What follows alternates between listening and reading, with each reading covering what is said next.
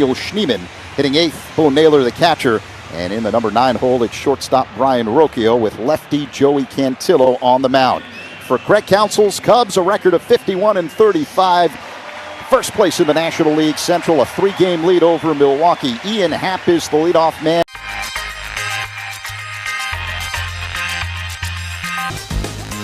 To see all this excitement around what I love to do growing up, it's crazy. What's your favorite thing about this whole event so far? The fusion of sports, entertainment, and cards. Because to me, cards have always been entertainment, and they're getting their just dessert now.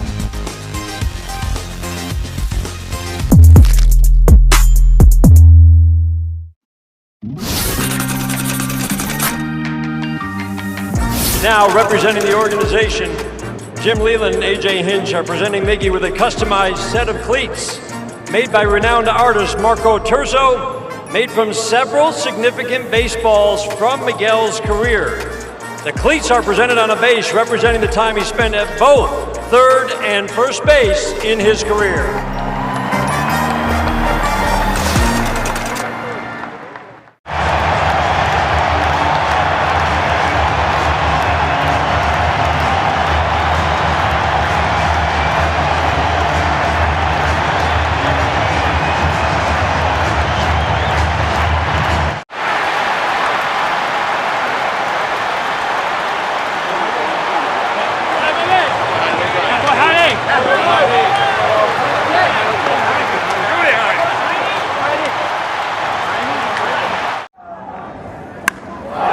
A 100 years of Cubs radio, and we were just down on the field. Very, very cool moment.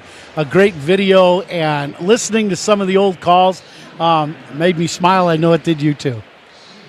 Experience, Ron, and we've had so many of them, and maybe some more to come, but we'll discuss that and other things. We are ready for baseball right now. Cade Horton's first pitch of the game is up and away we go. Stephen Kwan leads it off. He's a left-handed batter. Kwan 1 for 7 in this series.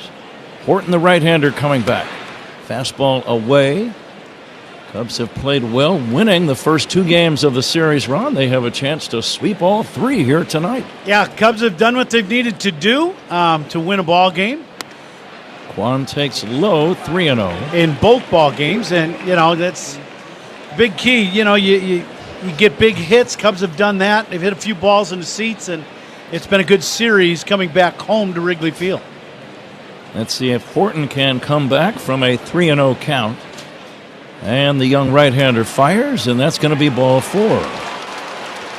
So Horton's night begins on an ominous note, walking Kwan on 4 straight pitches. Good to be back with you guys, Ron. I had a little bit of a cold and had to skip out for a couple of games, but thanks to you and Zach Zaidman, good to be back with you guys. It's always good to have you back, and what a night to come back. Beautiful. Right? 80 degrees. Tolerable humidity, I would say. Here's a breaking ball low and inside to Kyle Manzardo. As you think about Cade Horton working tonight against these Guardians, what's on your mind?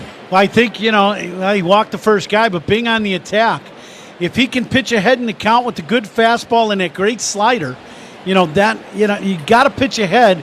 We saw yesterday, if you don't pitch ahead in the count, this Indians group, they were cheating on the high fastball. They got some, and they hit 3 home runs early in the game. Cubs were able to come back and win the game, but you've got to be on the attack, and you've got to be able to throw early strikes in the count to this group. Kwan likes to run. He's got 11 steals. He's only been caught once. He is not running, and a fastball strike in the count 1-1. Horton overall 3 wins, 2 losses. His ERA 4.80. Most of the field in the shade. All of the infield is. The runner goes. The pitch high. The throw to second. Good throw. He's going to be out at second base. You talk about a perfect throw from the catcher, Reese McGuire. All Dansby Swanson had to do was catch the ball and just hold the glove right there, and the runner slid right into the glove. The Guardians might be challenging the call, but not now. What a great throw. Throw right on the money, and it's a very tough challenge. because it's the first 2 hitters of the ball game. If you're wrong, you lose your challenge for the rest of the game. Very close play. 2-6 run on the caught stealing. The pitch to Manzardo is swing and a miss. Manzardo, a left-handed batter, hitting .223. The Guardians were swept at home over the weekend by St. Louis. They've lost the first 2 in this series, and they are 4 games below 500. Here's the 2-2. A little tapper foul, and we'll do it again. It's only the second time all year that Kwan has been caught stealing. He was 11 out of 12 before being nailed on that 2-6 putout a moment ago. Some streaks of light in the outfield, deep center, the alleys, deep right, all in the sunshine. Here's a ground ball to second. To his right is Horner. Makes the play, throws him out, 2 down. No score first inning. The batter, Jose Ramirez. First inning powered by Invesco QQQ. Let's rethink possibility. Invesco Distributors Incorporated, and that's the key. You know, Horton got ahead in the count. He elevated that little, it's not a little fastball, it's 97, but it has a little cut to it, and he just got the rollover ground ball right to Nico.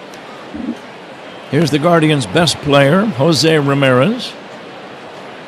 You and I were joking before the game. We were talking, and he's 0 for 8 in the series, and I went, shh. Say it let's quietly. let's just let him stay there, and then when he leaves town after tonight, go ahead and hit the rest of the league like he usually does. Ramirez, a switch hitter, batting left-handed. You realize, Ron, from the 2016 World Series, Jose Ramirez is the only player on either team from that World Series. Here's a pop-up, shallow left, coming in. Happ gets there. He's got it. The Guardians do not score. We go to the bottom of the first. Let's see if the Cubs can jump out early. 0-0 game on the Score and the Southwest Airlines Cubs Radio Network. If you want a Cy Young, 73, 5, and 6, I've got an extra 5. And then it says, has worked as a TV commentator. You know, and I did start back in 1978. I did the Yankees and the Red Sox playing the one-game playoff. And ABC said if the Yankees win, Reggie will play, and then you'll go broadcast with Howard Cosell and Keith Jackson. And that's how I started my broadcast. And that's the Bucky Dent home run. So every time I see Bucky Dent, I go, thank you for making me a broadcaster.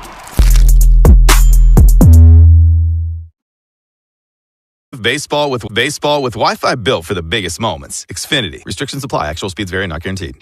Crush concrete with a Bosch 18-volt Bulldog rotary hammer. The more you Bosch, the more you feel like a Bosch.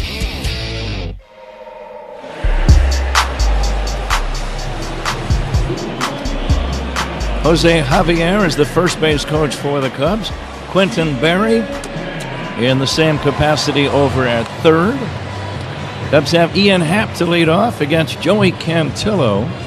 Cantillo, a late entry into the ball game. He was not scheduled to pitch. That designation belonged to one Luis Ortiz, but Ortiz, as we read earlier, under investigation by MLB, placed on non-disciplinary paid leave. And I'm sure we will hear more about that situation in the days to come. Meanwhile, the left-hander Joey Cantillo fires a strike, 0-1 on Ian Happ.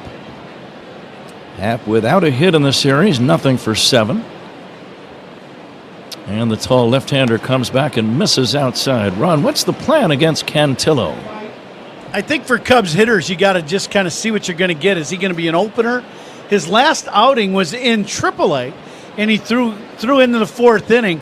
His last outing in the big leagues, he only threw 40-some pitches. So I think what Cleveland is looking to do is just see what you get from him, and then probably expecting it to be more of a bullpen game. Cantillo, tall left-hander. And the pitch wrapped on the ground to short, scooped up by Rocchio, and he throws to first in time. Happ bounces out to short. No score in the game. First inning, 1 down, and the batter, Kyle Tucker. To answer your question, straight fastball for a lefty, throws right over the top. Fastball straight, good changeup. And that is, what the Cubs are going to have to face here early in the game.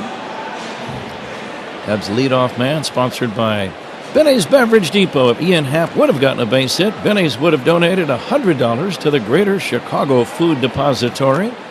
Kyle Tucker takes down low for ball 1. If you can't find it at Benny's, it's probably not worth drinking. Last fastball, 92 miles an hour. Speed gun powered by Xfinity gets seriously powerful Wi-Fi. Xfinity, the Wi-Fi is booming. Tucker pulls the ground ball sharply, foul past first. Tucker headed to the All-Star game in a couple of weeks. He will be one of the starters along with his teammate Pete Crow Armstrong. Great thrill for them. You had a chance downstairs to see Pete as we were going down to throw out the first pitch in our 100-year celebration that we went down there for. Great kid, right? And yeah, I'm so happy for him. Seiya Suzuki on deck. Here's a pitch low and away, and Seiya leads the major leagues with 73 RBIs. He should be going to the All-Star game. I'd be surprised and somewhat disappointed if he's not. Yeah, I would too. He definitely has earned the right to be there. I think Ohtani and Schwarber are the designated hitter selections. But it would not surprise me as we get closer to the game if guys drop out, if Seiya gets selected to the game. High fly to center. Thomas camping underneath it. The right-handed center fielder makes the catch, and that's out number 2. Tucker is retired. Scoreless game, and the batter, Seiya Suzuki. But just to think about a guy with 73 runs batted in, and we've still got 8 or 9 games, 10 games left before the All-Star game. Before the break. It's a tremendous first half that Suzuki has had. 23 home runs. He takes inside for ball 1 from Joey Cantillo. Seiya in this series, 3 for 7 with 4 runs batted in. And the next pitch, ground ball, base hit right field. Santana playing well off the line. It was still out of his range. And it's a 2-out single for Suzuki. And here is Pete Crow Armstrong. Yep, the Cubs' other starter for the National League. Is this pitch a little fading changeup going away, and Seiya just stays right on it and just shoots it the other way. It's an absolute bullet the other way. You can tell Pete has really worked on hitting left-handers. He's improved in that area. Lefty against lefty, Cantillo to Crow Armstrong, a swing and a miss.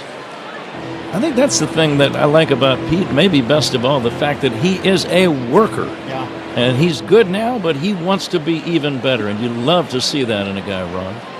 Yeah, there's no doubt. We watched him in spring training day after day after day. Curveball taken high, 1-1. Extra swings, working on shooting the ball the other way, knowing that it's important to be able to do that, to have that in your repertoire as a hitter, and it has really helped him, be able to stay on all the pitches and not have a big hole in your swing. The 1-1 is chopped to first, fair, fielded by Santana, steps on the bag, and that ends the inning. 3 unassisted. Cubs don't score. We go to inning number 2. 0-0 game on the Score and the Southwest Airlines Cubs Radio Network.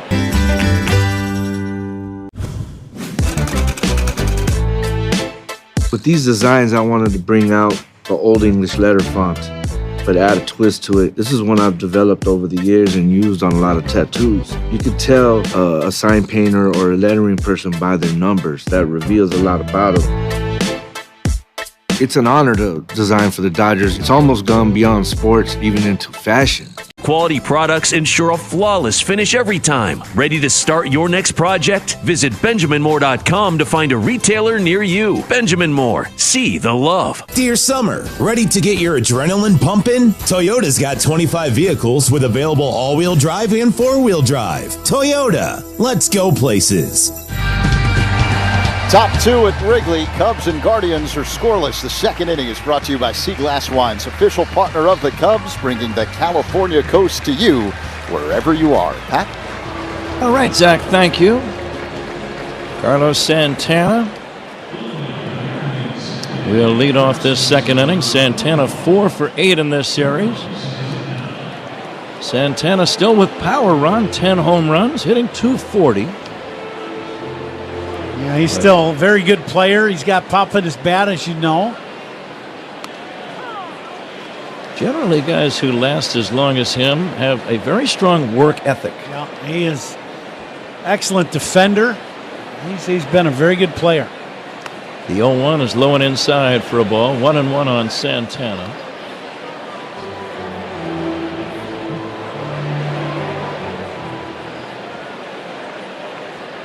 Lane Thomas on deck, and then Nolan Jones. Here's a big chop up the middle, glove by Swanson, playing right behind second, and he throws to first for out number 1. Scoreless game, inning number 2. The batter is Lane Thomas. I like that so far with Horton, outside of Kwan, the first hitter. He's on the attack, and you don't need to pitch away from contact. Cubs are one of the best defensive teams in all of baseball. Great speed, and you want to see him pitch more to contact, and that'll help him stay in the game longer, too. Thomas will take a strike. Rod, I've said many times this year that this current Cubs team plays the best defense, team defense, of any of the Cubs teams I've covered in 30 years. Yeah, it's great defense, great team speed. I mean, you look around the field and you don't see one guy that you go, well, he doesn't run real well. Everybody on the field can cover a lot of ground. Swing and a miss, strike 3. Lane Thomas is out number 2. No score, second inning. The batter, Nolan Jones. I remember a few years back, you and I were talking about Sandy Koufax, and there was something that he said when he became a really good pitcher in the league. It was about pitching to contact, right? I tried to let them hit it. I went from trying to not let them hit it, and the transformation was I tried to let them hit it, still throwing hard, but I want them to hit it, so I want to throw strikes, and it made all the difference. And then all of a sudden your career takes off, you stay in the game long, you're just a better pitcher. And I think for Cade, not that you're going to compare him to Sandy Koufax, but guys with a great arm, instead of trying to strike everybody out, if you can go ahead, throw your best stuff, but go ahead and hit it. Let's take our chances. This Cubs defense will make the plays. There are guys who are so gifted, and Koufax certainly in that category. Nolan Ryan would be another. Yeah. They threw so hard. Here's a pitch low and inside for a ball that if they were throwing strikes, they were a candidate to pitch a no-hitter every single time they went out there. Yeah. And they're gifted. Nolan Jones will take down low, and that's going to be ball 4, a 4-pitch walk. And it brings up Daniel Schneemann. Cubs going for the sweep. Milwaukee playing in New York against the Mets. Milwaukee in second place behind the Cubs. 3 games behind at the start of play tonight. St. Louis off on this Thursday. They are 5 games behind. They'll be here tomorrow. High fly ball, left side foul, twisting out of play down the line. And the Cardinals, day off today, came at probably a pretty good time, Ron. Not only did they get swept in Pittsburgh, they did not score a single run in 3 games. Think about that. It's amazing. Ooh.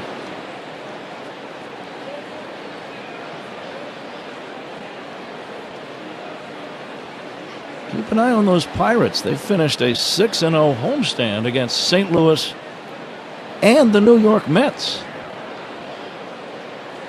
Well, when we were there, we saw their bullpen. That's very good. And, they got some good starters. We've seen that. They got some elite arms, and, they can make it difficult on the offensive guys, that's for sure. Schneemann, a left-handed batter waiting, and the pitch on the way. It's in there for a strike. But the Pirates, in sweeping the 6 games on the homestand, outscored both the Cardinals and Mets combined 38-4. Now that is simple domination. And you're talking about a last-place team doing it, the Pirates. Go figure. Here's the 0-2. It's outside for a ball. This game is full of surprises. Yeah, no figuring this game, that's for sure. Strikeouts by Cubs pitchers. They're brought to you by your Chicago and Northwest Indiana Hyundai dealers. And the 1-2 from Cade Horton. Throw to first. Close play. Very close. Go ahead, Ron. Very close play at first when that throw is up the line. You know, and Bushy can catch and make that sweep tag.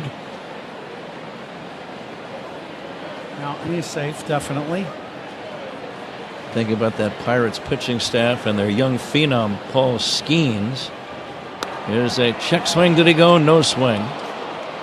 Whenever you do get a new guy, either a trade or a free agent or a draftee, and he's really good, it changes your whole team. I know Ron Santo many times said when Fergie Jenkins was pitching, we knew, all of us offensive players knew, we just had to score about 3 runs and we were going to win the game. Yep. Here's the 2-2. It's outside for a ball. Plus you have the confidence factor when he's going, and that carries over many times to the next game. Yep. It takes the pressure off the other starters. They don't have to be the main guy. You've got a main guy. Here comes the next pitch. Swing and a miss, strike 3. Cade Horton, pretty dominant so far. 2 shutout innings. Has not allowed a hit. We go to the bottom of inning number 2. 0-0 game. Cubs and Guardians on the score in the South.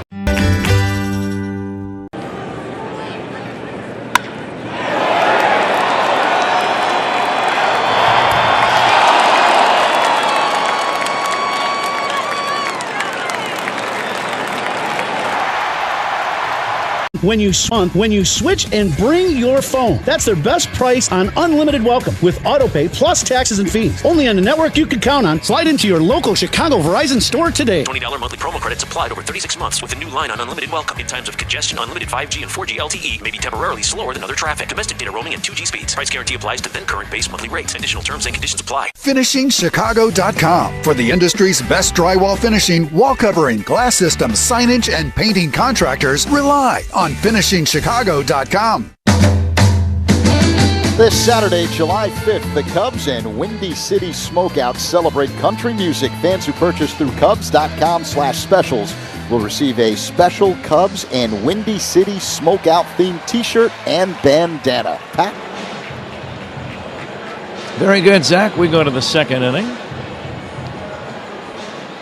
I don't wear many bandanas. I was just thinking, have I ever owned a bandana? Maybe when I was about 4 years old. Okay. 4, you say, huh? Yeah, it was not my purchase. Somebody bought it for me, I believe. Here's a pitch outside to Dansby Swanson. How about you? Are you a bandana guy? It's a very personal question. I'm getting used to it after 12 years. Yeah. I would say no, but I think we could make that happen for you if you want to kind of revisit your childhood. I'll get back to you on that. Just thinking there was a bandana reference in one of Chris Christopherson's songs, Me and Bobby McGee. Yeah, there you go, yeah. I forget the exact usage, but bandana was in there, trust me. Steven Van Zandt wears one in Springsteen's band every time he's on stage. I think it would be very fitting for you here in Cubs radio every day. Thank you. Yeah. Here's a pitch outside, and the count now 2-1. I'll have my people fax your people. That should move things right along. Oh, that certainly will. The 2-1 swung on and missed by Dansby Swanson. Does anybody own a fax machine anymore? I don't. That's a positive. I did up until about 4 days ago. Yeah, oh, good. Were you getting a lot of faxes? Not too many. Yeah, not too many, huh? The 2-2 pitch, swing and a miss by Dansby, and that's out number 1. No, I kind of like faxes. They seem to have a place when you had to get some information to somebody and you didn't have time to mail them a piece of paper. Just go to the fax machine, and it seemed very commonsensical. Maybe it made too much sense. I don't know. There you go. Now, if I recall correctly, didn't years ago you and Ronnie Sano have a fax machine in the booth, right? Right between us. Oh, my. That's Ron dangerous. would rip and read. He wouldn't even bother to rehearse. He would just wouldn't read proofread them verbatim. first? Boy, did we get in trouble. Here's a ground ball up the middle. Backhanded by Schneemann, and he'll throw to first in time. And that's going to be out number 2. Well, do tell. I mean, our audience is on the edge of their seat right now. Now, we had so many laughs with that fax machine, though. He would read it, and then we would assess it. And he read some things on the air that were kind of hard to believe, and I'm not going to revisit them at this point. I understand that, yeah. You can go to baseballvoices.com. There you go, yeah. Part of some of the outrageous material that would be on the Ron Santos CD, baseballvoices.com. Now, I have that in my car, and it is very comical. I will give you that. It's very funny. Here comes the 0-1 to Michael Busch. It's low and outside. 2 down in the inning. Michael Busch, I was looking at his numbers, 4 for 7 in this series. He's driven in a run. Ron, he has been one of the unsung heroes, one of the most consistent players the Cubs have had all year long. He swings and misses here 1 and 2. The defense, the offense, the clutch hitting, the home runs, the RBIs. He's been extremely consistent. Yeah, I absolutely agree. When you start looking at what Michael brings to the table day after day after day, hitting right in the middle of the Cubs lineup, it's been fun to watch him, and kind of grow as a big league player. This one is down low, and the count 2-2. I mean, every aspect of his game has just continually, and he was a good player when he came here. Obviously, the Cubs traded for him and instantly put him into the starting lineup at first base. And boy, he's going to be a guy that is going to be an all-star player here one of these years soon. He swings and misses, strike 3 to end the inning. So the Cubs do nothing. We go to inning number 3, 0-0 game. Cubs and Guardians on the Score and the Southwest Airlines Cubs Radio Network. Cubs talk.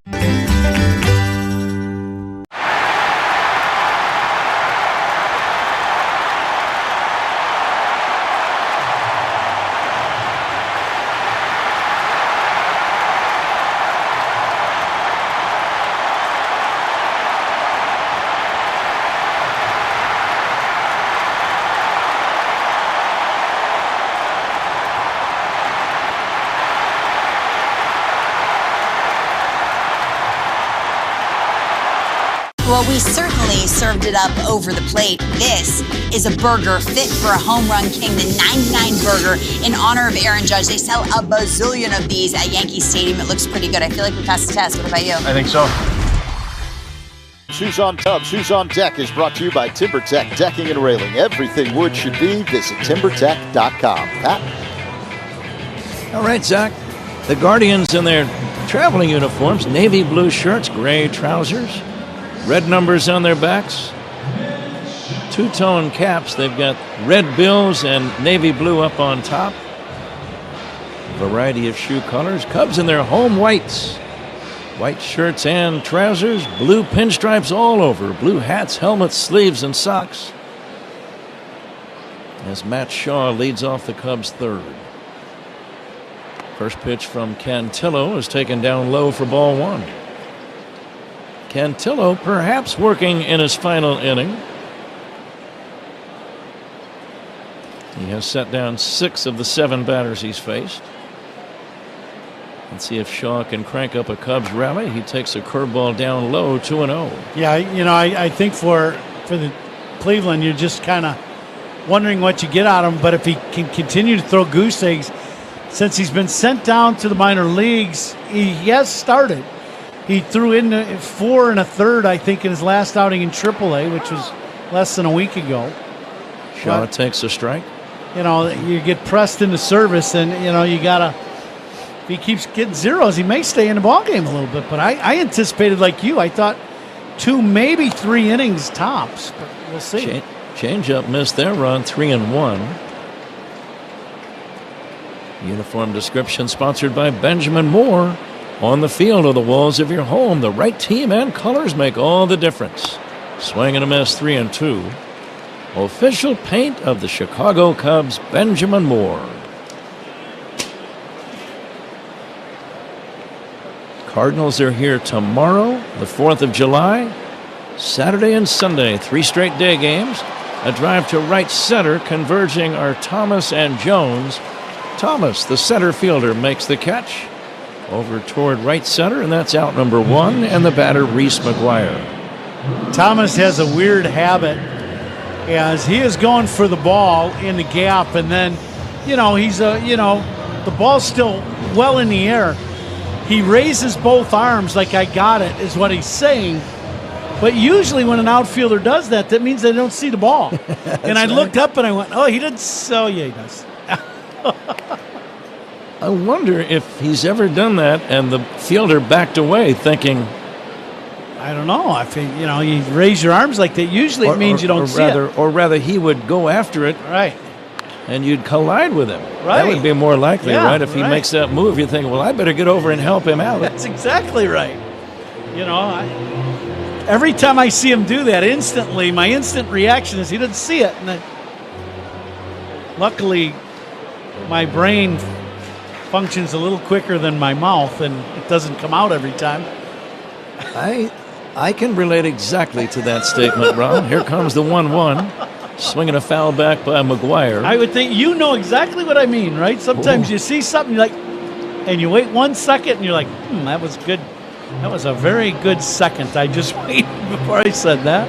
We are constantly reminded these are live broadcasts. There is no editing, no second takes, no second chances. Boy, that's pretty frightening. Yeah.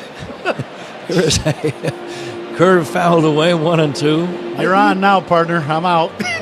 You do get used to it after a while.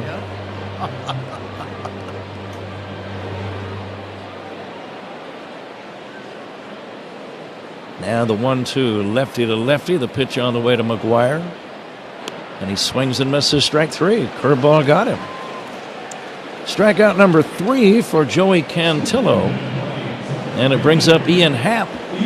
And Pat, we got some guests in the booth. We got our friends from Binny's. Binny's Beverage Depot is in the house today. So welcome to Wrigley Field, guys. And thank you for being a wonderful sponsor for many years. Binny's Beverage Depot.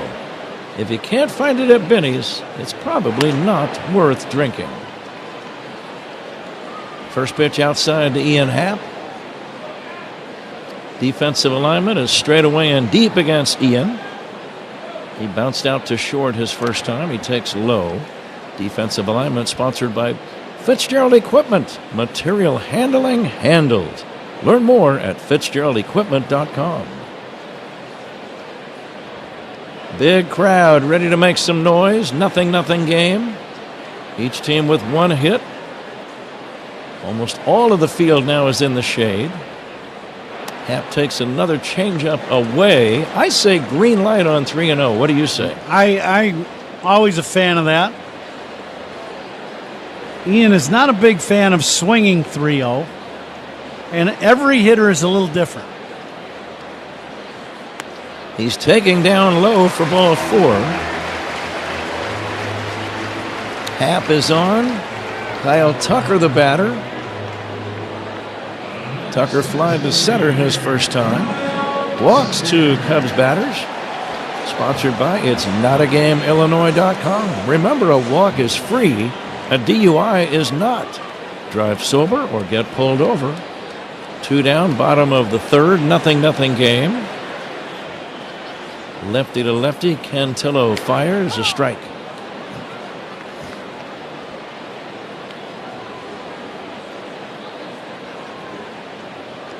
Tucker has scored 63 runs this year, 4th best in the big leagues.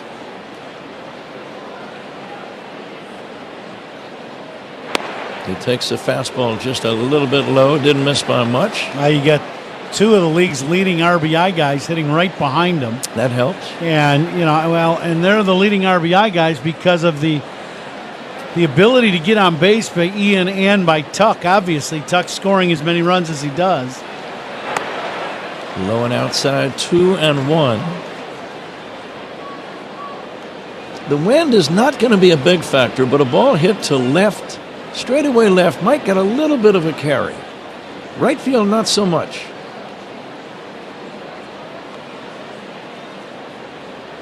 Now the 2-1. Tucker will take low. Okay, this might be the pitch, Ron. 3-1. Do you want Happ in motion or not?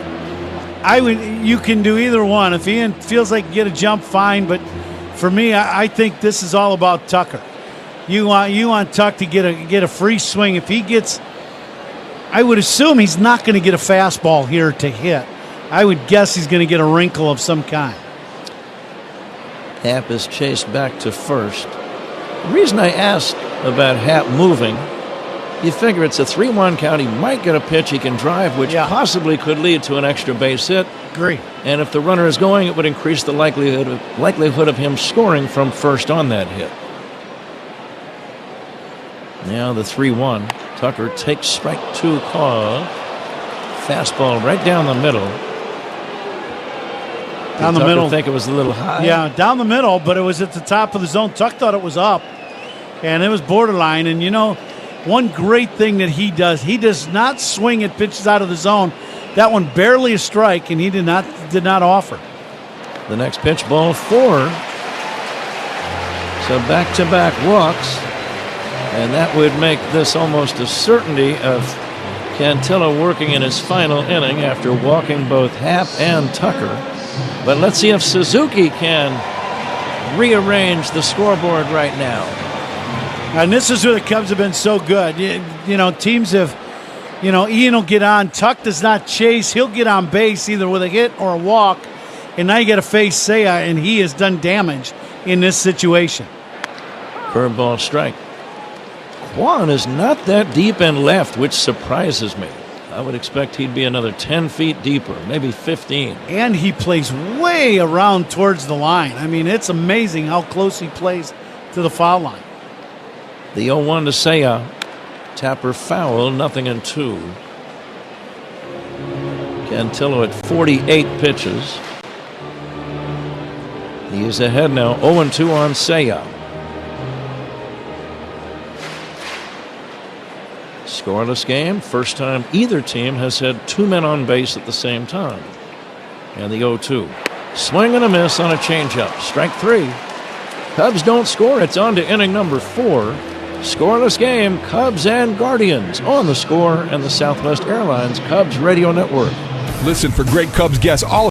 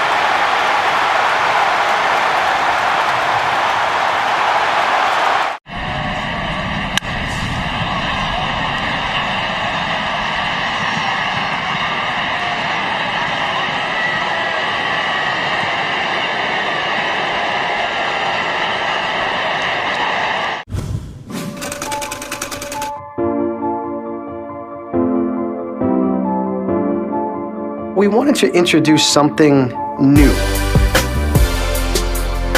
And then working in some of our past and what the past can look like in the future. I think our players absolutely love it, and our fans, we think they'll learn to love it, especially if you can win in it. That kind of solves everything. Scoreboard sponsored by Club Citgo. Download the Club Citgo app now and instantly save 23 cents per gallon on your first fill-up. Games in progress. Paul DeYoung with his first home run of the season for Washington. The Nationals leading the Tigers 9-5 now in the top of the 7th inning. Top 5, Blue Jays 5, Yankees 3. George Springer, a 2-run home run, is 14th. Brewers and Mets tied at 1 in the top half of the 5th inning. Middle 6, the Angels 5 and the Braves 0. A couple of finals on the board. The Marlins a 4-1 winner over the Twins. Jose Ramirez takes the strike. Zach, what else you got? And the Rockies beat the Astros 7-6. Thairo Estrada with 2 home runs and 4 RBIs, Pat. Here a 0-0 game. Cade Horton and Joey Cantillo, the Guardian left-hander, have dominated the early chapters of this story. The left-handed batting Jose Ramirez takes high for a ball. He's a switch hitter and certainly one of the best all-around ball players and has been for many, many years. This guy can really play. He lines one right to third, caught by Shaw. One third baseman lines out to the other. Ramirez, now maybe I should say this quietly, Ron. He is 0 for 10 in the series. Here is Carlos Santana. Yeah, it's amazing. He's one of those guys that around the league, everybody around the league, when you talk about guys that can really play, and he gets brought up all the time. He's just a phenomenal big league player. He really is and has been for a long time. Seems like he's always a candidate for the league MVP. Yeah. Santana takes a wild swing at a changeup and misses it. No score. We're in the 4th. Cubs trying to climb 17 games above 500. St. Louis is here tomorrow, Saturday and Sunday.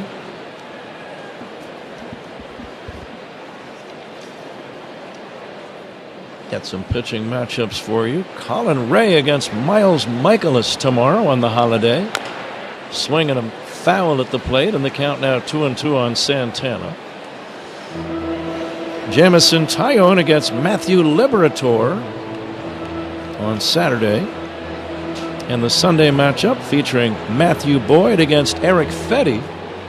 And there's another guy that deserves to be in the All-Star game. Matthew Boyd of the Chicago Cubs. 8-3 with a 2.65 ERA. He is one of those guys that I think as we get closer to the game could be added to the All-Star team. Swinging a foul back out of play. And he has just been incredible for the Cubs. He's been great. He really has. He's kept the Cubs in virtually every single start. And now the 2-2. Low and inside for a ball. 3-2. And I know a lot of you are out traveling, driving to see relatives and loved ones and friends. Please be careful. Swing and a miss, strike 3. Millions of motorists out on the highway during this holiday period, so please slow down, play it safe, and get there intact. I can vouch for that. I was on the road all day today, it seemed like, and there are a lot of people out there. The other thing to be careful of on this holiday is all the fireworks. Absolutely. Be very careful. Everybody loves them. We all know it. The towns have them, but be careful. Now the 0-1 to Lane Thomas. Line to third, caught by Shaw, ends the inning. 4 shutout innings for Cade Horton. Let's see if the Cubs can get on the board. We go to the bottom of the 4th, 0-0 game. This is the score in the Southwest Airlines Cubs.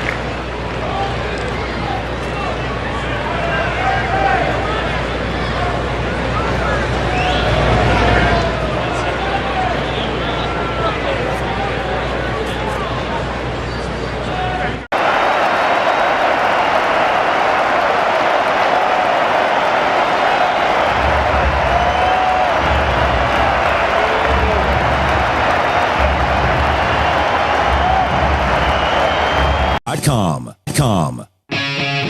League leaders are sponsored by American Sail. Bring the fun home. Aaron Judge leads the majors in batting average, hitting .362. Cal Raleigh of the Mariners, the home run leader with 33. And Seiya Suzuki is the major league RBI leader, 73 runs batted in. Pat? Pete Crow Armstrong to lead it off. I'm looking at some numbers. After the same number of plate appearances as last year, Pete Crow Armstrong had 1 home run. This year he's got 21. There's a high pop-up left side foul, and that's going to be out of play. So, Ron, what adjustments would you make to increase your home runs from 1 to 21 in a span of 1 year after the exact same number of at-bats in each season? Well, I think for Pete, it's understanding your swing. And, you know, when in watching spring training and watching John Maley work with him on being short to the baseball and not being such going uphill trying to hit the ball. Low and outside, 1-1. And to use the whole field, you've got to stay above the ball and drive down to the baseball. Well, what it's done is it's kept him on plane of the ball a lot longer, and the average has gone up. His contact has gone up. Swing and a miss. Good cut, came up empty. And then all of a sudden you start feeling confident with the swing, like I can go ahead and cut this loose. And it's just, you know, they've thrown him pitches and he's not chased a lot. And it's been very good for him. And he's having one heck of a first half of the season. Breaking ball away, 2-2. We'll get you a station ID as soon as Pete finishes his plate appearance. No score, 4th inning. And the pitch bounced foul. Mully and Haw talk Cubs baseball and Chicago sports every weekday morning from 5:30 to 10, 6-7 in the Score in the Odyssey app. I talk with Mike and David and Dustin this morning. Thanks for having me on again, guys. It was a lot of fun. As always, enjoy your holiday weekend. The 2-2 popped up foul and out of play. They had me on Thursday instead of Friday, and I think they're kicking in the holiday weekend a little early, so good for them. Did it throw you out of rhythm a little bit? Nah, my coffee still tastes the same. Yeah, I sent them the bill for the coffee this morning. No, we were all right. It's always great to talk to those guys. They're a lot of fun. Every morning. Every Friday morning, and today was Thursday. I thought you said every morning there for a minute. Ooh, yeah. Now the 2-2, something going on I'm not aware of. Here's the 2-2 pitch on the way. Your saying can help. Line foul down the right field line. Mitch is in the house. You know that old saying? Mitch Rosen, our great executive producer of Cubs Radio. I've even heard Mitch use that phrase of make me an offer. Make me an offer, yeah. Not that there was any copyright on that saying or anything. Here's the 2-2, fouled away by Crow Armstrong. Oh, I think everybody around the ballpark knows who's claimed that saying and phrase. It just seems to apply in so many cases. It has in this booth, I know that. Let's see if Pete can get something going. 0-0 game. The 2-2 pitch. Low, and it's 3-2. He's seeing the ball well. You can watch him track that ball all the way to the plate. Didn't bite. And now the payoff pitch from Cantillo. He's swinging a bouncer foul. He's throwing some good pitches. Yeah, well, he's got a good, his curveball is pretty good. The changeup is really, the back and forth fastball changeup is really his best sequence. And Pete has spoiled both of those, the curveball and the changeup. He gets a good one here. He could launch one in the seats. He's seen a lot of pitches. The payoff. Foul down the left field line and back out of play. Change up again. Yeah, there's that change again. If Pete just can wait before pulling the trigger, one more snap of the finger, that's a home run. He left that ball up in the zone. Now the 3-2 fouled away. Eric Sabrowski, a left-hander, throwing in the bullpen. So this might be the final batter for Joey Cantillo. The fans getting a kick out of this plate appearance. So is Pete's fan club in right center field with their shirts off and the name Pete Crow Armstrong across their chest. They want him to launch one at them. And the 3-2. Swinging a foul at the plate. Did he swing and miss? He may have swung and missed, and that's going to be strike 3. The ball dropped by the catcher Naylor, but Pete started walking toward the third base dugout. And that is out number 1. I think both catcher and home plate umpire Vic Carapazzi got smoked by that pitch. Big happy birthday wish to Chester List. How about this? 97 years old today, Pat. Chester's a huge Cub fan and a huge fan of Cubs radio on the Score. Happy birthday to Chester. On our 100th anniversary, he's turning 97 today. How cool is that? Happy 4th of July to you, Chester. Yeah. Big birthday, 97. Let's pause 10 seconds right here for station ID. This is The Score on the Southwest Airlines Cubs Radio Network. Covering the Cubs and all of Chicago's teams on the Spiegel and Holmes Show. Afternoons 2 to 6 on The Score on the Southwest Airlines Cubs Radio Network. WSCR Chicago, WBMX HD2 Chicago, an Odyssey sports station. One away, bottom of the 4th inning, 0-0 game. Vic Carapazzi's okay. He took the heart punch. He got that pitch. Nobody made any contact to it. It hit him right in the chest, right in the upper chest, but he's okay. Dansby Swanson takes a curveball for a strike, 0-1. Dansby struck out his first time. 5 strikeouts for Joey Cantillo. And now the 0-1.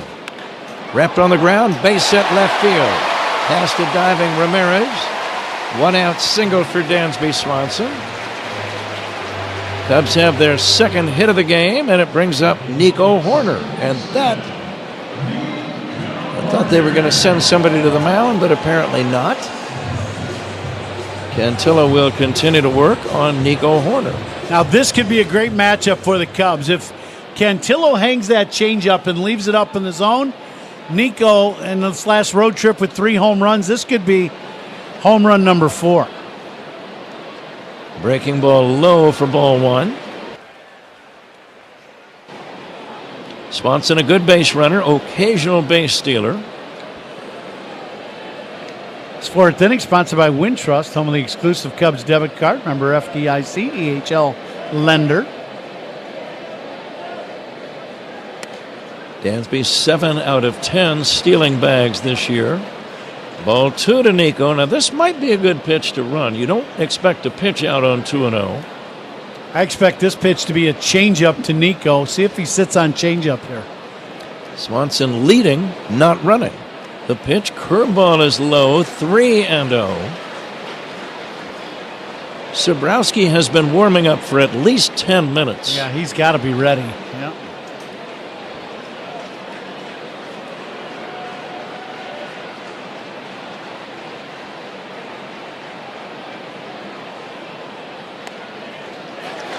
And Nico has just taken ball 4.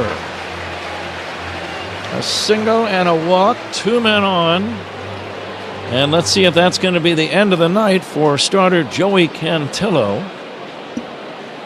And I believe the call has gone to the bullpen.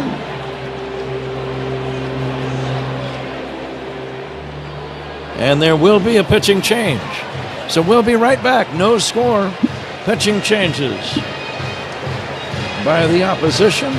Sponsored by Sloan, the official water efficiency partner of the Cubs.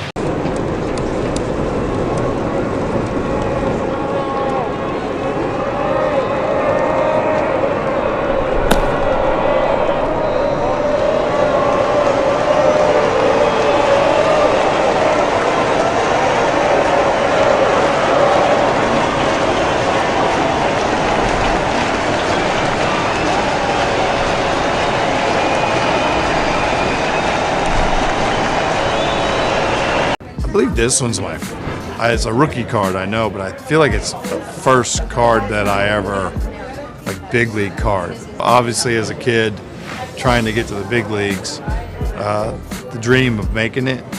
But as a kid that had cards, right, as a kid, this is like seeing your card the first time is pretty cool. So that's pretty powerful when you see that card.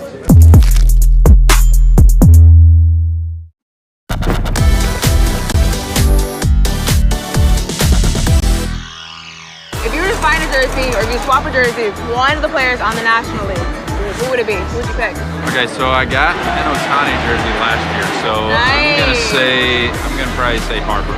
Maybe Judge. He's one of the greatest to play the game in the last 5, 6, 7 years, so it'd be cool to have his jersey. Ellie's been fun to watch. Yeah, Ellie'd be a cool one. I mean, his jersey would probably be too big for me. It'd probably go down to my knees. Guys, we've got to play the Binny's Beverage Depot attendance game. If you can't find it at Binny's, it's probably not worth drinking. Pat, why don't you go first? Zach, all right, I guess 39,193. 39193. Meanwhile, Michael Busch will face Eric Sabrowski. Left-hander against left-hander. Runners at first and second. Swanson at second. Horner at first.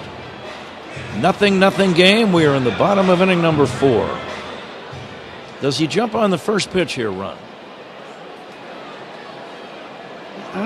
I would say probably not. Okay. But he could be sitting on a slider, and if you get it, you get it. Breaking ball is down low, ball 1. I will say 40,200. Pretty good size gap in the opposite alley of left center for Busch. He would love to add to his RBI total of 50. Lefty against lefty. Sabrowski ready. And the 1-0. Michael takes inside, ball 2. What's the thinking for the batter now? Now you're looking for one pitch. You're looking for what you want to hit. I would say for Michael, it's probably a fastball inner half and be on time with it. If you don't get that, you don't have to swing. Here's a bluff move towards second base. I'm going to go 39,500. Our great engineer Paul Zerang is going to make his guess as well. And the pitch, there's a strike. Paul's going to go with 38,222.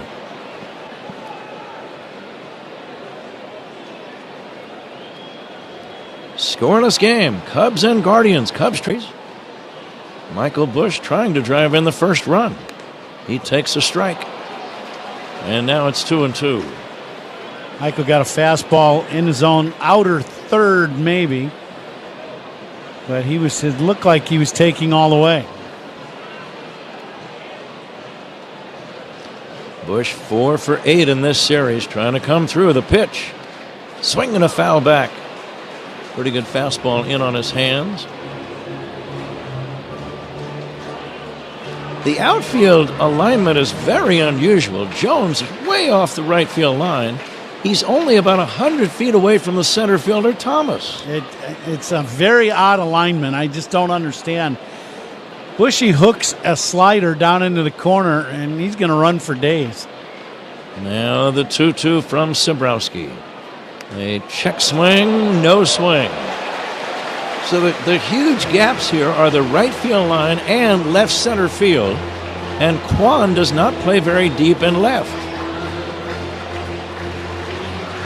No other team has played this type of a defense against Michael Busch. Not that I can recall. No, not at all. Cleveland has always had a very different way of aligning their outfield. Kwan has always played very close to the left field line. Swinging a foul back. He challenged him. One away, 4th inning. Cubs at first and second. Matt Shaw on deck. This big crowd ready to cut loose. Runners take their leads. The 3-2. And Busch takes strike 3 call. Fastball got him looking. He got caught looking for something off speed. 2 down. Yeah, I think he was expecting to get the slider and got the heater. Yeah. That pitch, So good now- low downward tilt on that fastball in the middle of the plate. Matt Shaw trying to come through. 2 outs, 2 on. And the pitch. Curveball is down low. Lights have been turned on. Still some daylight. Not quite at the twilight hour yet. Little breeze blowing out. It was 82 degrees at game time. It's probably right about 80 still. Beautiful night. Shaw flied to center his first time. And the lefty Sabrowski deals. Spanked foul off to the right, out of play. Well, all year long, the bottom of the order and its productivity has been a big part of the Cubs offense. And let's see if Shaw can keep that going in this spot. He's the number 8 hitter, trying to drive in the first run. And the 1-1. Driven in the air, left center field on the run. Quan and Thomas back toward the track, and Thomas makes a running catch. Lane Thomas on the run made the catch on the warning track in deep left center, and that ends the inning. Cubs don't score, leave a pair. Zach Zaidman joins Ron Coomer in a moment. 0-0 game as we go to inning number 5 on the score, and the Southwest Airlines Cubs.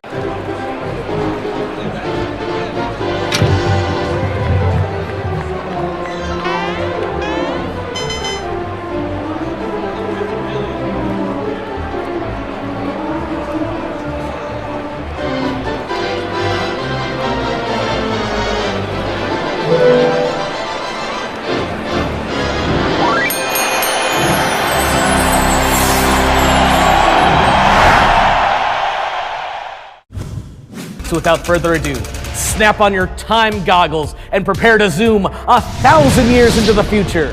The D-backs are still the D-backs, though now they're represented by a robotic techno-snake, and the Cubs have embraced their future amongst the stars, now being represented by Ursa Major. Minneapolis was the first to establish relations with our extraterrestrial friends. The Rays are the cosmic rays flying through space in their devil ray-shaped spacecraft.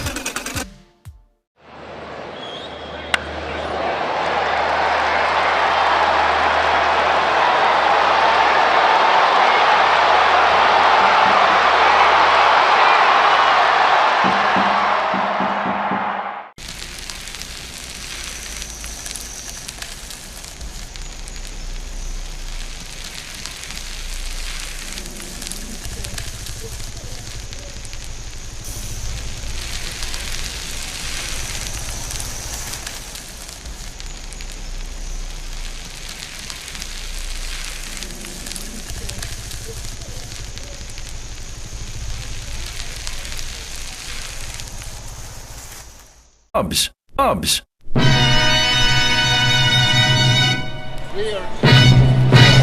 We are coming to you live all season long from the Invesco QQQ broadcast booth, proud ETF partner of the Chicago Cubs. Top half of the 5th inning here at Wrigley Field, the finale of a 3-game set between the Cubs and Guardians. Scoreless ball game. Cade Horton on the mound for the Cubs. Nolan Jones at the plate. Left-handed batter. Horton has allowed just 1 hit tonight through 4 innings. Here's the pitch. And Jones looks at a strike. A slow-moving breaking ball that spun in the zone. Horton faces home plate.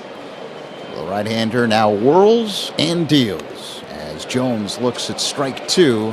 Fastball clocked at 95 mph right at the top of the zone along the outside edge. A light wind blowing from right to left here at the friendly confines. Still plenty of daylight.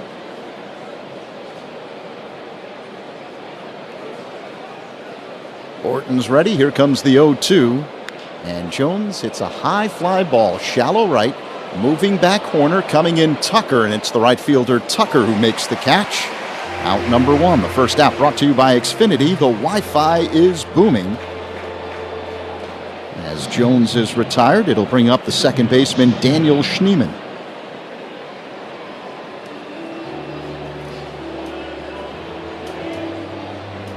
Schneemann struck out swinging in the second. He's 0 for 1, left-handed batter. Horton deals. Schneemann looks at a ball low. Now it's a fastball, 1-0. Schneemann on the year hitting at .220. Horton kicks and delivers. Bouncing ball up the middle and through. Right center field for a base hit. Dansby Swanson ranged over on the edge of the outfield grass, but that one just eluded his reach. So Schneemann with a 1-out single here in the 5th. Schneemann just goes out and hooks that ball just enough to the pull side of the mound where Dansby couldn't get to it. You know, most teams play the opposite side middle infielder back through the middle. So the hole usually is just on the pull side of the mound if you're hitting the ball through the middle of the field, and it's exactly where he hit it. Bo Naylor at the plate. He looks at a strike from Horton. A curveball that spins in the zone, 0-1. Naylor, a left-handed hitter, flied out to center in his first at-bat, 0 for 1. Naylor hitting at 165 on the year, but he does have 9 home runs. And the pitch. In there for strike 2. Horton using a changeup. Yeah, he kind of has that split finger type changeup that he throws, and it's been very effective. You know, and he's learning this pitch on the fly during the season, and it's been a great weapon for him against the left-handed hitters. And the pitch. A bouncing ball hit on the right side past a diving Horner through into center field. Moving to third on the play, Schneemann. So back-to-back base hits for Cleveland here in the 5th. For Schneemann, now Naylor, 1 away, and the batter, the number 9 hitter, Brian Rocchio. Now, once again, same spot, right? We were just talking about this, that pull side for a hitter to just hook the ball on the pull side of the mound, not hook it, but hit it back through the middle is the big gap now in the infield for every team. And back-to-back hard-hit ground balls back through the middle. And now with 1 out, first and third, Cubs could use another ground ball. Rocchio, not an easy guy to double up. He has good speed. Switch hitter batting from the left side. Shaw playing in at third. Throw to first. A little high. Caught by Bush. Diving back in safely, Naylor. 1 down, top 5. Scoreless game, Cubs and Guardians. But Cleveland threatening with men at the corners. Rocchio hitting at 165. Horton deals. Rocchio shows bunt. And he bunts it right into the glove of the catcher McGuire for a strike. 0-1. Yeah, he misses the bunt. He bunts through the ball. This is going to be a safety squeeze by Cleveland. So they're, first and third, 1 out. If he gets the bunt down, the runner's going to go from third. He does not get the bunt down, and everybody just holds their position. Now he swings away and fouls it out of play off to the left, 0-2. As a third baseman or first baseman, whether you're Shaw or Bushy, as soon as you see him square around, you crash. So that's why the Cubs had no play at third base. But that's a play, he used to use that play regularly. It was Joe Madden. The 1 out, first and third, safety squeeze. 0-2 the count now on Rocchio. Shaw drops back at third. Men at the corners, 1 away. Horton a long set. The runner at first goes. The pitch bounced foul off to the right. Count remains 0-2 on the batter, Rocchio. Naylor off and running from first on that pitch. It's not often you see catchers take off running, but he did. Flags barely moving atop the historic center field scoreboard. Schneemann at third. Naylor at first. Here's the 0-2. Rocchio pounds it foul off the sidewall to the left. Count remains 0-2.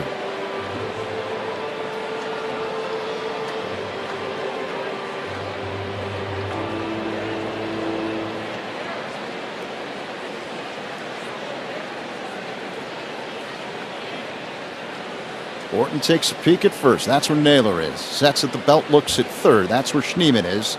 Naylor goes, the pitch up high, throw to second, and they've got Naylor.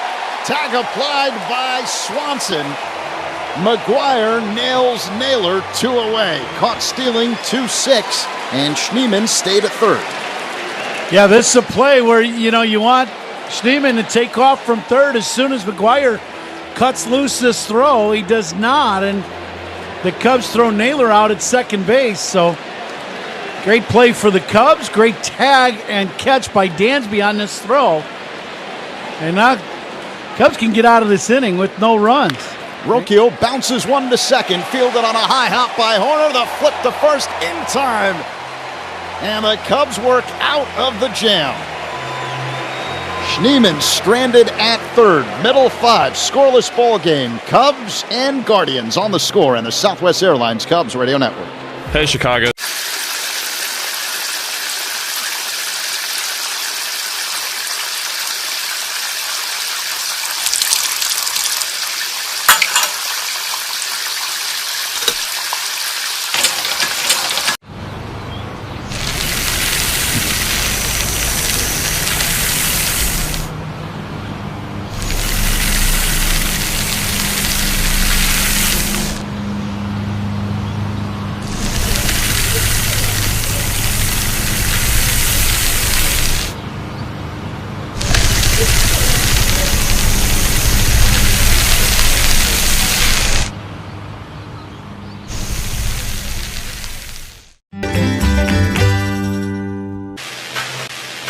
This Sunday, July 6th, the Cubs take on the Cardinals at 5:10 in the evening. Up to the first 10,000 early arriving fans 21 and older will receive a Cubs Hawaiian shirt presented by Jim Beam.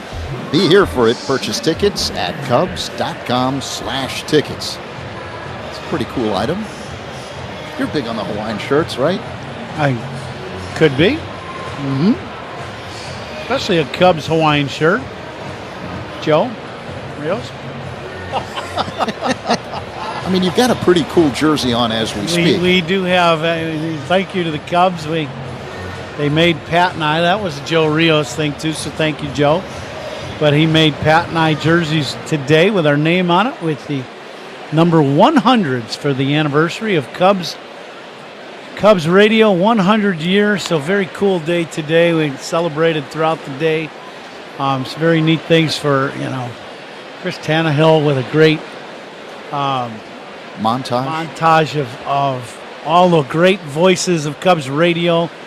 What a great thing to listen to today. I got the email from Mitch and Kevin about that, and I was running around and all of a sudden I clicked on it and I'm like, wow, I remember the Vince Lloyd, Lou Boudreau, and Jack Brickhouse, and some Harry and some of our calls from the World Series, and even Lenny Casper and yourself. We were all, just great as McGuire grounds out the first. But, yeah, very cool. And hey, thank you guys, all our guys that scored it were a part of putting that together.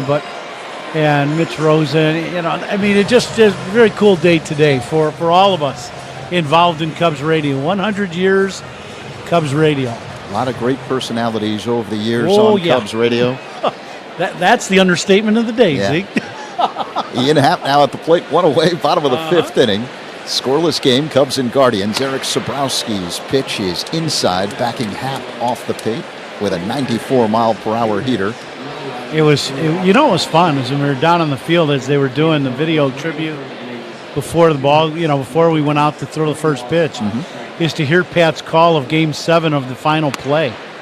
Yeah, we don't get to hear that all that much, and when you do, it just brings chills. I just get chills listening to it. Very cool.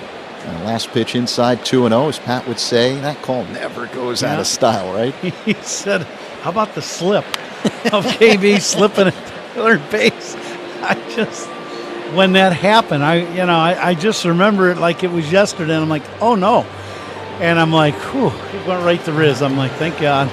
God, Riz was 6-3. Last pitch fouled back by Happ, 2-1 to count. Sobrowski works his motion. Here's the pitch. Happ swings and misses. Chased a fastball at the top of the zone. 2-2 the count. I've asked Pat this, and he's admitted, and you can understand why, he was extremely nervous on that final call. Can you blame him? The 2-2. A swing and miss, strike 3. Got him with a fastball. Haps retired, 2 away. But I know he was nervous. I was sitting right next to him. Yeah, no, he wasn't the only one. The whole booth was like, it's everything we've ever wanted to do in sport is win a World Series, whether you're a player, a broadcaster, whatever that is. And it happened, and we were, big. That was really cool today. I was literally sitting in a chair waiting to get a haircut, and I saw the email, and I started listening, and there's a lot of people around, and you're like, you're getting chills from the different calls, and kind of bringing me back to when I was a kid with Vince Lloyd and Lou Boudreau, because that's the neighborhood I lived in when I would listen to them. Mm-hmm. So it was very, very cool today. And Edna gave me a good haircut, so that was good. Yeah, you're didn't have a lot stylish to work with, but she took care of me today, so all was good. Yeah, she made the most of what that's all you. It's all you can do, Kyle Tucker at the plate, count 2-0. Sobrowski works his motion. Oh, inside, backing Tucker out of the way. Looked like he was playing the limbo there, bending the backwards. Yeah, big thanks to everybody for doing that today. It's just very cool. Mitch Rosen, Kevin Cassidy, and Chris Tannehill. I guess we got to really thank Chris. He's the one that really was in charge of putting that montage together. Tucker hits a high fly ball to right, deep but playable. And Jones makes the catch just short of the track for out number 3. Cubs go down in order here in the 5th. Still scoreless, Cubs and Guardians, as we head to inning number 6 on the score. A snack that Freddie cannot resist. I would have to say chips and guacamole. Organic mango, yep. Is that because of the strong Dominican contingent in the major leagues, bro? Has anybody ever struck out and gone crazy and smashed the cooler full of mangoes? Nah, our team's not really into smashing each other's stuff, I guess. Are you a seasoning guy? You like to drown your stuff in dips and sauces? No. Gotta watch my figure. And it looks great, brother. I appreciate it. Very sexy man. Yeah, Let's go, Freddie Freeman, ladies and gentlemen.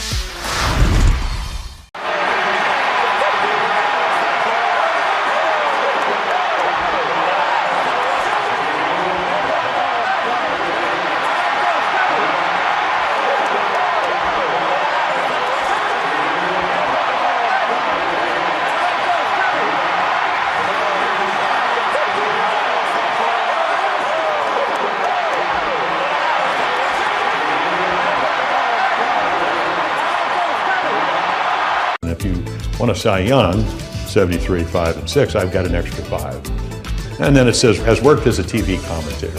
And I did start back in 1978. I did the Yankees and the Red Sox playing the one-game playoff.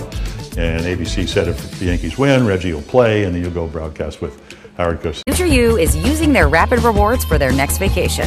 All thanks to Present You signing up with Southwest Airlines, where you earn points every time you fly. Because what's the point of points that Future You can't use? And since your Rapid Rewards points don't expire, you can save up for that big trip. Get ready to reward Future You with a future flight. Sign up for Rapid Rewards today and redeem your points on any seat, any day, anytime. Only at Southwest. All Rapid Rewards rules and regulations apply and can be found at southwest.com/RR terms. Sun beginning to set here at Wrigley Field as we begin the top half of the 6th inning. Game 3 of a 3-game set between the Cubs and Guardians. Still scoreless. Cubs looking to complete the sweep. Cade Horton on the mound. He's given up 3 hits tonight. Worked out of a jam in the 5th inning. The only real trouble he's been in tonight. Now the top of the order for Cleveland. Stephen Kwan to be followed by Kyle Manzardo and Jose Ramirez. Kwan has reached base twice. Here's the pitch. Called strike on the outside corner, 0-1. He walked to lead off the game and then singled in the 3rd. Horton deals. And Kwan looks at strike 2. A hard slider that spins into the zone, 0-2. See what's on tap here in the 6th inning, sponsored by Flight by Yingling, the next generation of light beer. And what has been ground ball hit to short, fielded by Swanson. Sidearm throw to first in time, 1 away. The first out brought to you by Xfinity. The Wi-Fi is booming. What has not been in flight is a lot of baseballs against Horton. He has thrown the ball exceptionally well. 5 1/3 now, shutout baseball. He's only given up 3 hits in the game, but the thing that I'm impressed with the most is he's been on the attack. He's been ahead of most hitters. There have not been a lot of hard hit balls against Cade tonight. Kyle Manzardo at the plate, left-handed batter. He looks at a ball off the outside. Curve that missed, 1-0.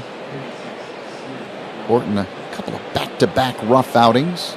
Last time out in Houston, before that in difficult conditions here at Wrigley against Seattle. The 1-0. Manzardo grounds one up the middle, past Nico Horner, who tried to backhand that on the move. 1-out single for Manzardo here in the 6th. Yeah, this ball, that's that same ball hooked on the pull side of the mound. Nico tries to get to it, just couldn't quite get there. So a 1-out single. And now you bring up Ramirez, and he's one of those guys you just hope he can stay silent for a couple more at bats and then go wherever Cleveland's going and go back to raking. Ramirez swings and fouls it out of play off to the left, 0-1. Laid on a fastball by Horton. You guys have mentioned it often tonight. He's 0 for the series, including 0 for 2 tonight. Switch hitter batting from the left side against the right-hander Horton, who kicks and fires. Swing and a miss out in front of a changeup, 0-2. 7-time All-Star for the Guardians. Yeah, Ramirez was just named the starting third baseman for the American League yesterday. Voted in by the fans. Congrats to him. Wind blowing from right to left. It's picked up just a tick. And the pitch. Low. 1 ball and 2 strikes. I think this is the 4th time he has been voted in to start as a starter for Guardians in Cleveland, and I think that's tied with Kenny Lofton.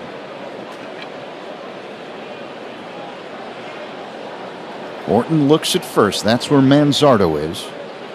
Now straightens up, sets at the belt. And here comes the 1-2. Swing and a miss, strike 3. As Horton doubled up on the change to get Ramirez 2 away. Another changeup by Horton, and this is that pitch we're talking about. And when the season started, he was a 2-pitch pitcher. Not anymore. He's got this changeup has really worked for him in particular. Against the left-handed hitter, it is a great weapon. Carlos Santana at the plate. He swings and misses. There's another one. And a 3rd straight change from Horton, 0-1. Well, he's got such a great fastball and slider the 4-seamer that rolls into the left-handed hitter. And then when he can throw that change and it goes the other way, it's very effective. He misses up high there with a fastball. 1-1 the count on Santana. The Guardians cleanup man who's 0 for 2 tonight. A switch hitter batting from the left side. 2 down. Manzardo at first. Horton turns around, takes a peek. Now straightens up. Sets at the belt with his powder blue glove. Works his motion. The 1-1. Santana pulls it on the ground. Foul off to the right. 1-2. Strikeouts by Cubs pitchers are brought to you by your Chicago and Northwest Indiana Hyundai dealers. Horton with 4 strikeouts tonight.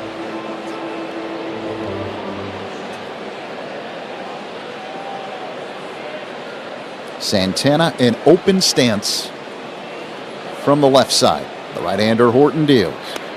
Low. Well, we have not done the Stay in Baseball history. We have not done that yet, correct?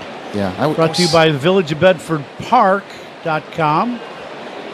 And today is historic for us, right? For the Cubs radio. I know Pat has a bunch of things that have gone on through the years that have happened on the field, but in baseball history, today is our 100th anniversary of Cubs radio, and that is baseball history right here in Chicago.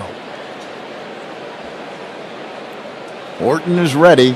And the 2-2 in the dirt, caught on a hop by McGuire, trying to take second. Manzardo, and he's thrown out. McGuire to Swanson, tag applied.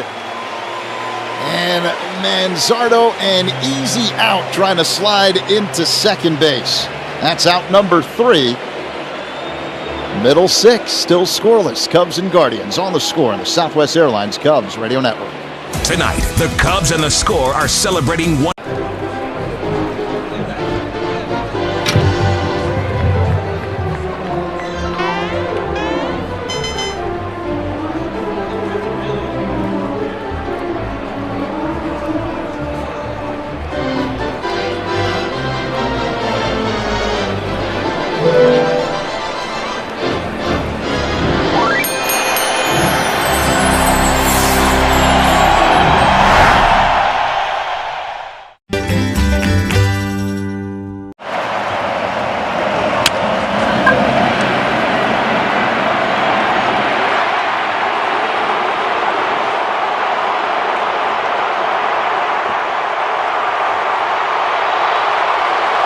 Decking and railing. Everything wood should be. Visit timbertech.com. Getting set for the bottom of the 6th inning here at Wrigley Field. Cubs and Guardians are scoreless in the finale of this 3-game set. Cleveland's got a new man on the mound. Right-hander Cade Smith takes over. He's 2-2 in 36 games this season, a 2.36 ERA. Left-hander Joey Cantillo started. Went just 3 1/3. Did not allow a run. 2 hits. 3 walks, 5 strikeouts.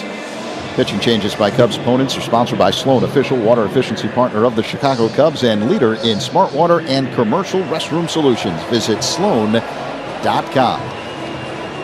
Suzuki stands in. Powerful right-handed batter against the right-hander Smith. Seiya 1 for 2 tonight. Single in the first, struck out swinging in the third. Smith kicks and delivers, and Seiya takes a fastball inside, clocked at 96 miles per hour, 1-0. Cubs right in the meat of their order. The pitch. Foul back off the screen. 1 ball, 1 strike to count on Suzuki. The meat of the order presented by Chef IQ Sense. Never under or overcook your food again. Purchase now at chefiq.com. Suzuki to be followed by Cubs cleanup man Pete Crow Armstrong. And then Dansby Swanson.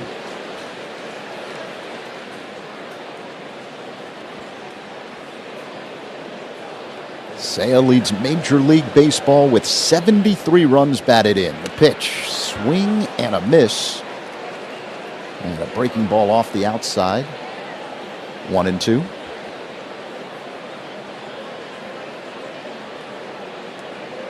Smith deals. Suzuki looks at a ball low. It's 2-2.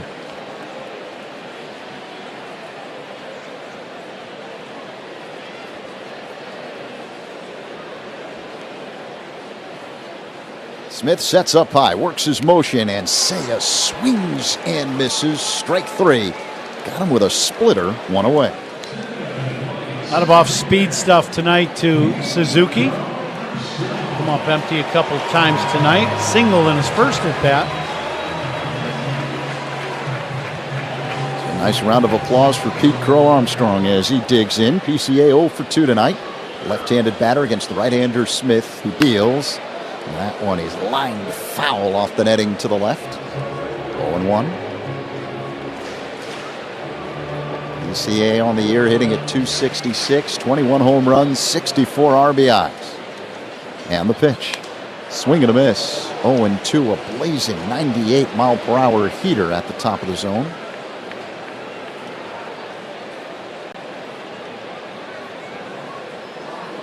Now the 0-2.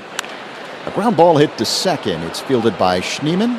Sidearm throw to first in time. Crow Armstrong retired, 2 away. After some pitches away, and then you get the fastball inside. Ball just kind of beats Pete just a little bit. He kind of tries to fade back, and when you do that, when you fade back, try to get your hands through, you kind of roll over that ball. Not a bad swing, but just a very good, well-executed pitch to get Pete out. Dansby Swanson at the plate, right-handed batter. Looks at a strike from Smith, a slider, a hard one that spun into the zone. 0-1. Swanson is 1 for 2 tonight. Singled in the fourth. Struck out swinging in the second. Smith deals. Way outside, 1-1.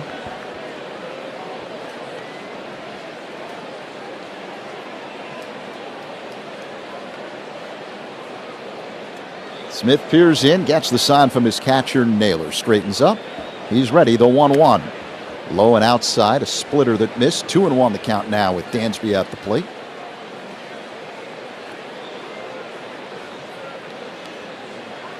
The American flag on the top of the historic center field scoreboard, lightly moving from right to left. Flags on the foul poles, limp. And the 2-1. Swanson check swing, doesn't matter. Called strike on the outside corner. A slider from Smith. 2-2 on Swanson. Smith has thrown some good sliders too in this inning. A couple to Suzuki and now that one to Dansby. Dansby hits out of a crouch from the right side, uses a slight toe tap, a little bit of an open stance, and the pitch. Swing and a miss, strike 3. Got him with a splitter off the outside. Cubs go down in order here in inning number 6. Still scoreless as we head to the 7th. Cubs Guardians on the score on the Southwest Airlines Cubs Radio Network. Hey Cubs fans, it's Jamison Tyone. Listen to every game here on the Chicago. What is it that kind of got you hooked as a foodie, so to speak? My dad was really into food when I was a kid. He traveled for work and he would go to places all over Europe and stuff. He was in sales and I feel like he would come home and try and cook the things he ate overseas. And so as a kid, I was exposed to a lot of like stuff that kids aren't usually exposed to. And so I credit my dad for that.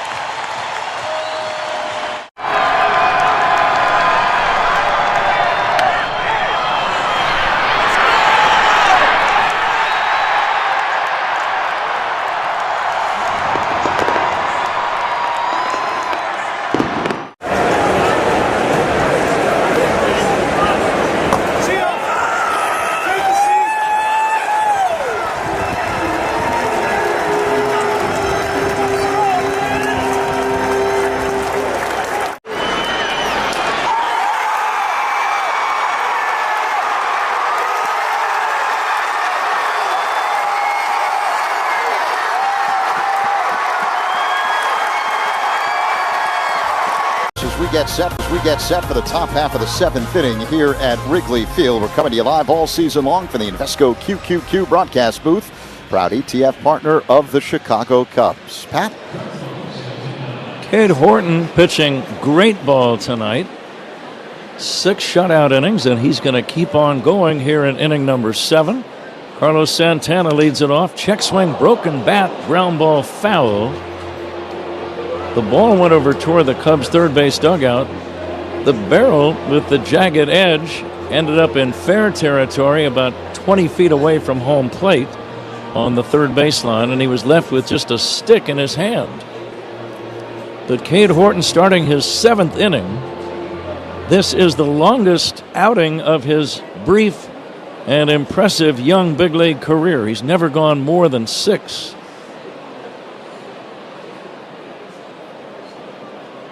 Santana, the veteran, left-handed batter, always has power. Pokes one foul down the left field line and out of play. Almost 39,000 here. We'll get the exact attendance figure shortly. Good old-fashioned pitcher's duel. 0-0, 7th inning. The pitch to Santana, swing and a miss, strike 3.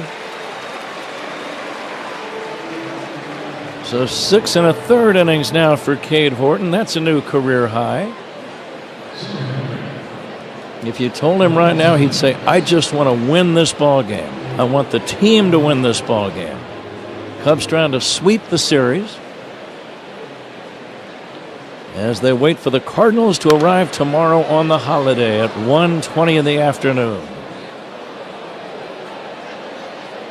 Cubs leading Milwaukee by 3 games at the start of play tonight, and 5 games ahead of St. Louis, 6.5 ahead of Cincinnati. Milwaukee trailing the Mets They're in the 8th inning in New York. It's 3-2 New York. Mets trying to take 2 out of 3 in that series.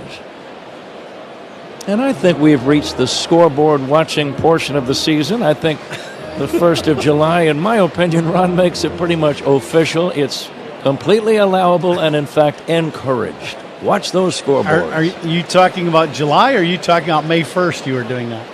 Well, now that's talking about me. You mean everybody? I would go pretty much opening day and then work from there. Here's the 1-2 pitch. Curveball is down low, 2-2. I just like to know what the other teams are doing, the other contenders, you know. Who's getting the hits for them? Who's pitching the big games? Yeah, no, I agree. We laugh about that from the first time we started working together, from looking at box scores as Thomas hooks that one foul, counts still 2-2. From looking at box scores morning after morning, that was the thing in the newspapers. You could open the paper and find out what everybody did, and you want to know where you stand all the time, right? That goes back to when you and I were very young baseball fans, like about 6 or 7 years old. Fastball inside to Lane Thomas, no score, 7th inning, 1 down, bases empty. Now, my dad kind of taught me that. Who got you into looking at the box scores in the paper like that? Here comes the 3-2. Fly ball should be playable. It's a pop fly on the infield. Dansby Swanson will slap the leather on it for out number 2.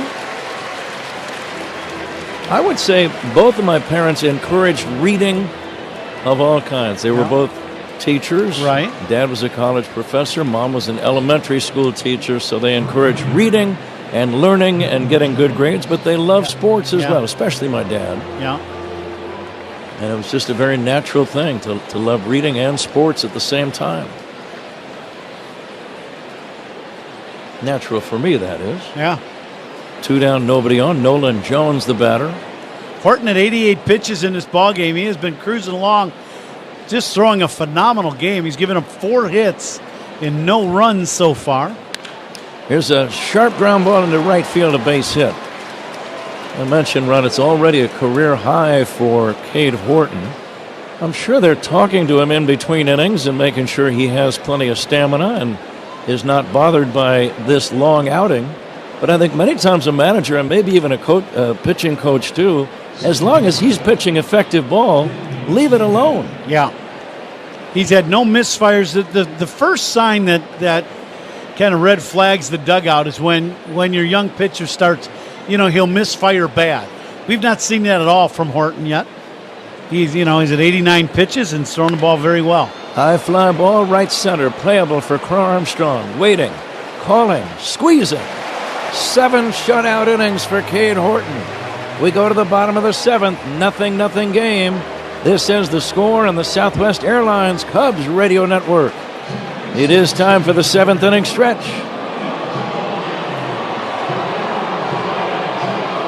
DJ Paulie D is our guest conductor.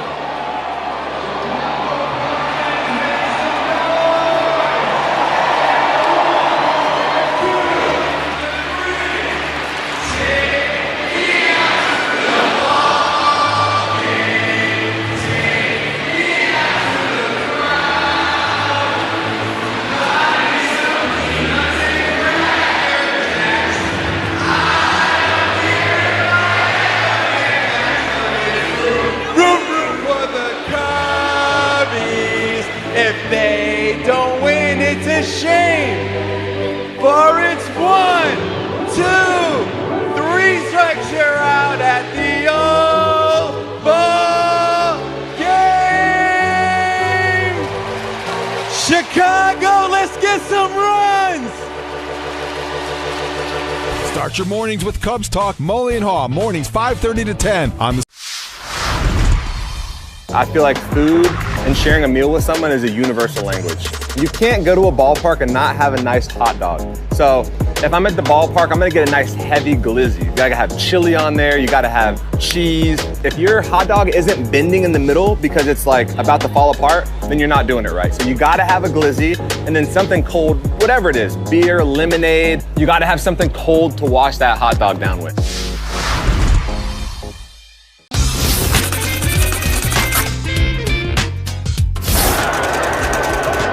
Stottlemyre still wants somebody. There's Randy Johnson, the big unit.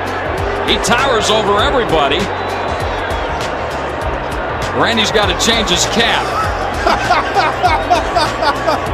Oh, jeez. There you go. That looks better. Get that D-backs hat on, Randy.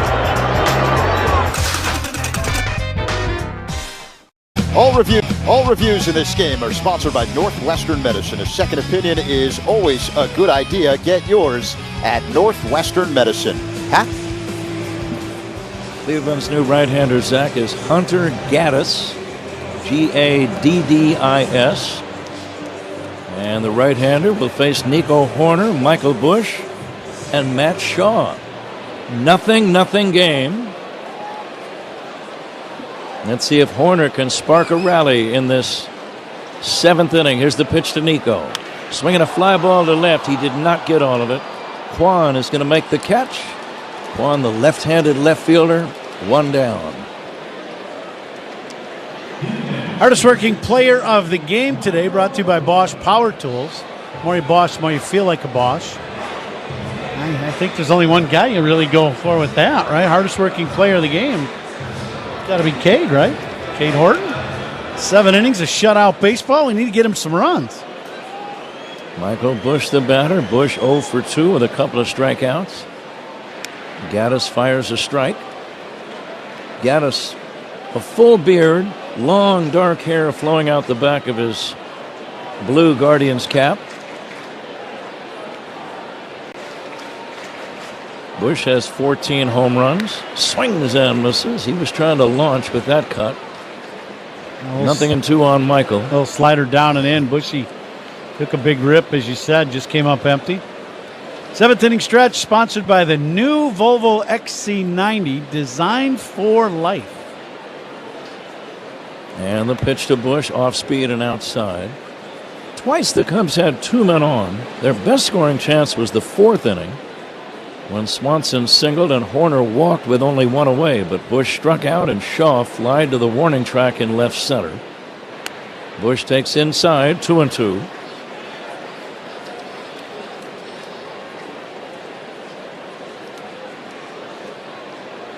Cubs with a grand total of just 2 hits in this game.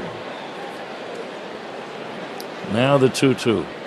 Busch takes inside, 3-2. Ron, what's the thinking here? I think if you're Michael, you look inside. Gaddis has stayed inside against him. I would look for the ball inside, and if you get a strike on the inner half of the plate, go ahead and try to hit one in the seats. The payoff. Swing and a miss on a breaking ball. Strike 3. 2 down, 7th inning. No score. The batter, Matt Shaw. Steady diet of sliders coming into Michael, and that one had just enough downward tilt. Michael swung right over the top of it. Ron, you were a middle-of-the-order hitter in a nothing game. Is there a tendency for all players, not just middle-of-the-order guys like you, to think long ball in scoreless games? Here's a breaking ball strike to Shaw. Absolutely. You start getting into a game like this, but it does have to do sometimes with the guy on the mound. If the matchup for you is just not even close to where you're thinking, there's some guys that are really good. Line drive. A great catch by the shortstop, Rocchio. It looked like the ball was going to bounce out of his glove, but he dove to his left on the outfield grass and somehow hung on to that ball. A great diving catch. I'm watching it again. He caught it. And sure enough, he held on to it right in the webbing. Snow cone. 3 up and 3.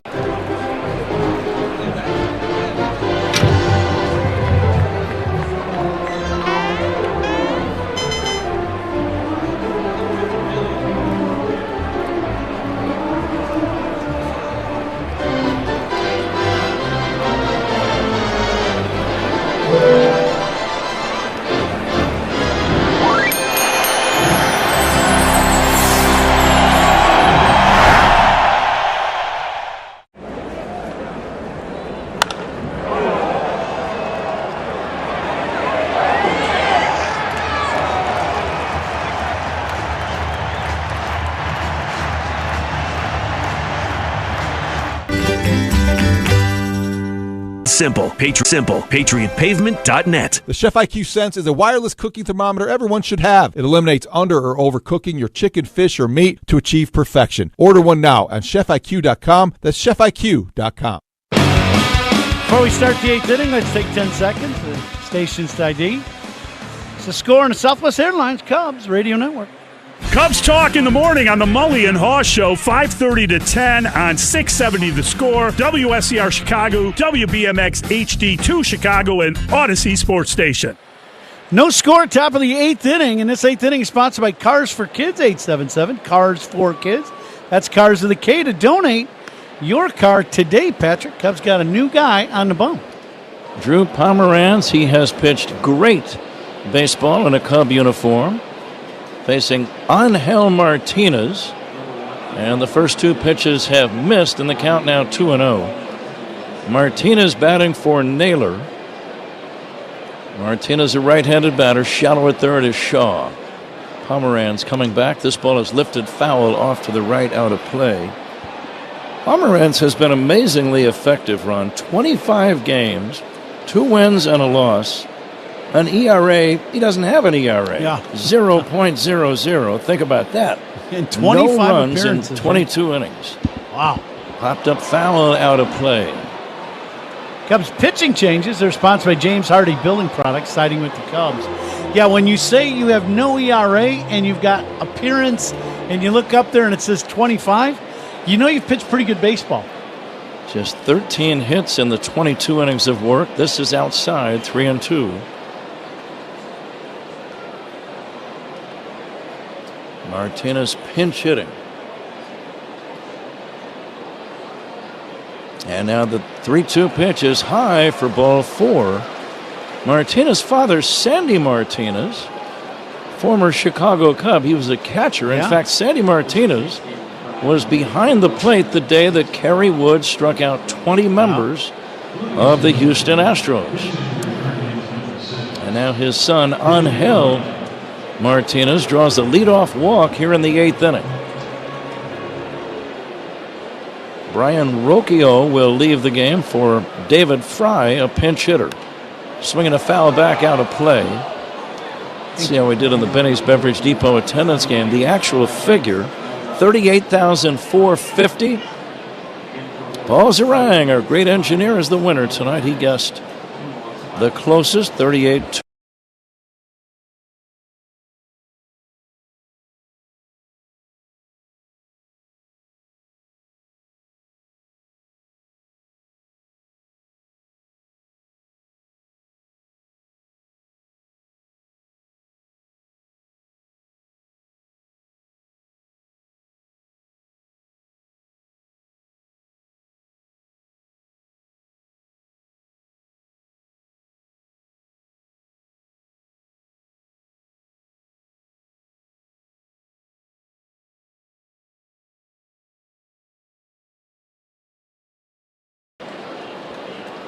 Scoreless game, 8th inning.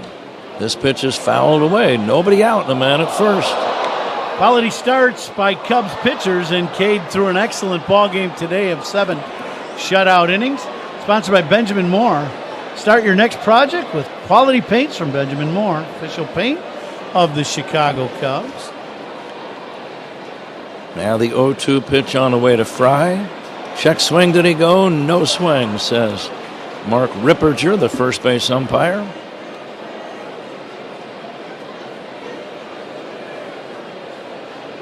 Martinez being held by Bush. The tall left-hander Pomeranz gets the sign. Short lead at first by Martinez. And the pitch to Fry. Swinging a foul back. Pretty good battle. Yeah, good high fastball. Big swing by Fry. Fouled straight back. Catch of the game today, sponsored by Catch Des Moines. Discover the weekend getaway in Des Moines, where only the S's are silent. Milwaukee batting in the 9th inning, trailing the Mets 3-2 in New York. Martinez not running, and the pitch, swing and a miss, strike 3. A sharp breaking ball, it landed down near the dirt. And that's a big strikeout for Pomeranz. One away, a man at first, 0-0 game. And Stephen Kwan ready to step in. Find all the fun at catchdesmoines.com. Excellent slider to get the punch out of Fry. Now in on the grass at third is Shaw against Kwan. Kwan a full swing and swings and misses. Kwan, one of those guys that likes to just spray the ball around the field. But if he feels like, you need, he's going to get a ball inside and you need a long one, he can hit him. He's got 6 home runs on the year. And that first swing run indicates exactly what you were talking about. He was thinking extra bases with that cut. Yeah, he was cheating for that first pitch fastball. First out in the inning brought to you by Xfinity, where the Wi-Fi is booming. Here's the pitch. Kwan fouls it back down below us and out of play. Please stay tuned for the naming of the toast of the game, sponsored by Benny's Beverage Depot. If you can't find it at Benny's, it's probably not worth drinking. That is sponsored by Benny's Beverage Depot, and it'll be named by Ron Coomer soon. Line drive, base hit left center. Rounding second and holding on is Martinez, as Crow Armstrong comes up with it and gets it back in. Kwan likes to go the other way. That's his second opposite field single in the game, and now the Guardians are threatening with first and second and one down. Yeah, Kwan, 2 opposite field singles, as you said, Pat. You're exactly right. And a walk, so he's been on base 3 times here in this ballgame. Now it sets up a lefty-lefty matchup. Kyle Manzardo, the batter. He is the DH. Nothing game, 8th inning. 1 down. Cleveland threatening. Swing and a miss. Good slider, 0-1. Good little cross-fired pitch, hits the outside corner for a strike. Martinez away from second. Fry off of first. And the next pitch off speed and inside. 1-1. Sometimes you see a pitch like that, you're glad it was inside. Yeah. Because it was off speed and it did not end up where it was intended to. And now the 1-1. Swing and a miss. Good fastball. What do you like on 1 and 2? Well, I think if he could get back to that slider and get the feel for it and spin one down and away, I think that would be good. He threw one bad one, and I think, once you throw a bad one, you might get a little better feel for it. See if you can go down and away with that slider. Runners take their leads, first and second. And the 1-2 by Pomeranz. Strike 3 called. Fastball right down the middle. Manzardo got caught looking for something off speed, and that is a big second out in this 8th inning. Cross-fired four-seam fastball on the outside corner, strike 3. Perfect pitch by Pomeranz. Craig Counsell to the mound with Jose Ramirez due up. Greg is going to make a change. And we'll be back in a moment. Pitching changes by the Cubs. Sponsored by James Hardy Building Products. Siding with the Cubs.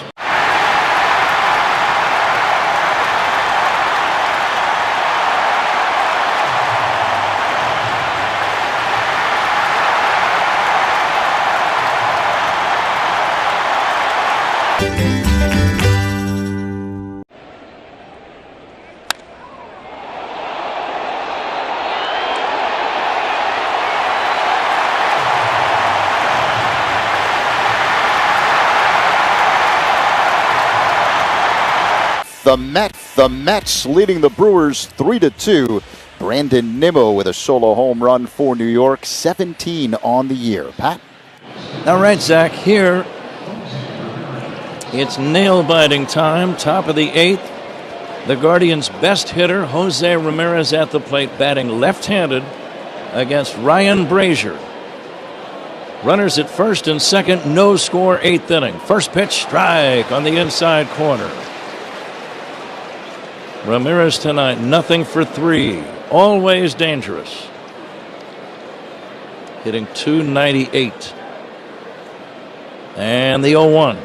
Check swing, did he go? Yes, he did. Jacob Metz, the third base umpire, made that call. Now it's 0-2, Ron. What do you think? Now you go back to that slider down and in. Ramirez, 348 left-handed, 280 right-handed, 11 bombs right-handed. The 0-2 on the way. It's down low for a ball. 38,450. Great pitching tonight. Not much hitting on either side. Nothing game. And the 1-2 by Brazier. Ground ball foul past first. He jammed him. Ramirez checking the bat to make sure he didn't break it. After the pitch in on the hands, do you like something away, something off speed? I think what they want to do is stay in on him. I think that's the book on him left-handed is to stay in. See if they go back inside again, either cutter or slider. Fastball up and in, 2-2, backed him away.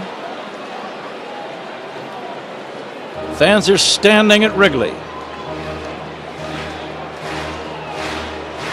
July the 3rd, Cubs are in first. The 2-2. Low and inside, a check swing, now it's 3-2. Slight advantage Guardians. The runners will be moving with the pitch. Everything has been inside so far in this at-bat to Ramirez. Ramirez waits, the 3-2 pitch. Popped up foul and back out of play. He challenged him. Excellent pitch by Brazier. They wanted Guire set up and in, and they threw the cutter, and he got it there. He got it to that spot, and Ramirez just lucky he fought it off.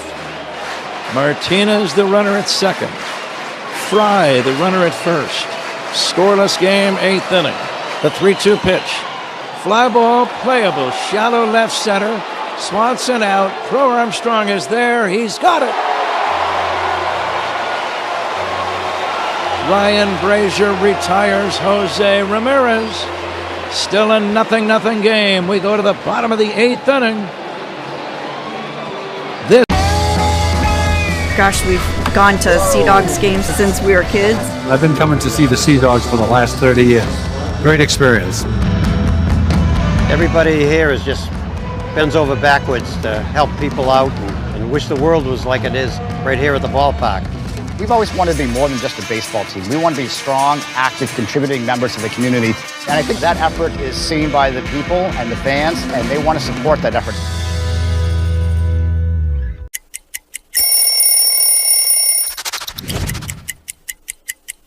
There's so much history right here.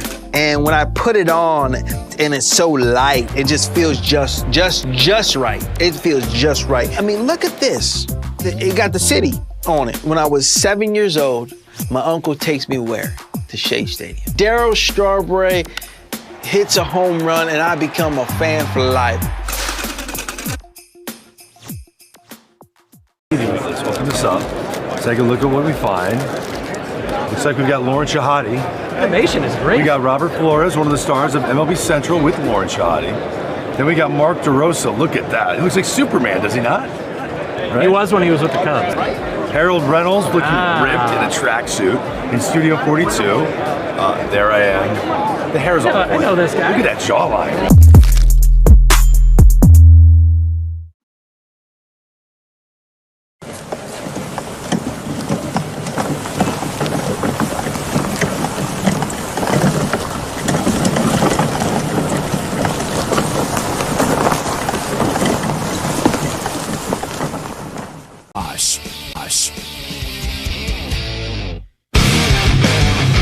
Major League Baseball is taking over the ATL with the game's biggest events. The action begins with the T-Mobile Home Run Derby on ESPN July 14th at 7 p.m. Then catch the 95th MLB All-Star Game presented by MasterCard July 15th at 6 p.m. on Fox. Pat?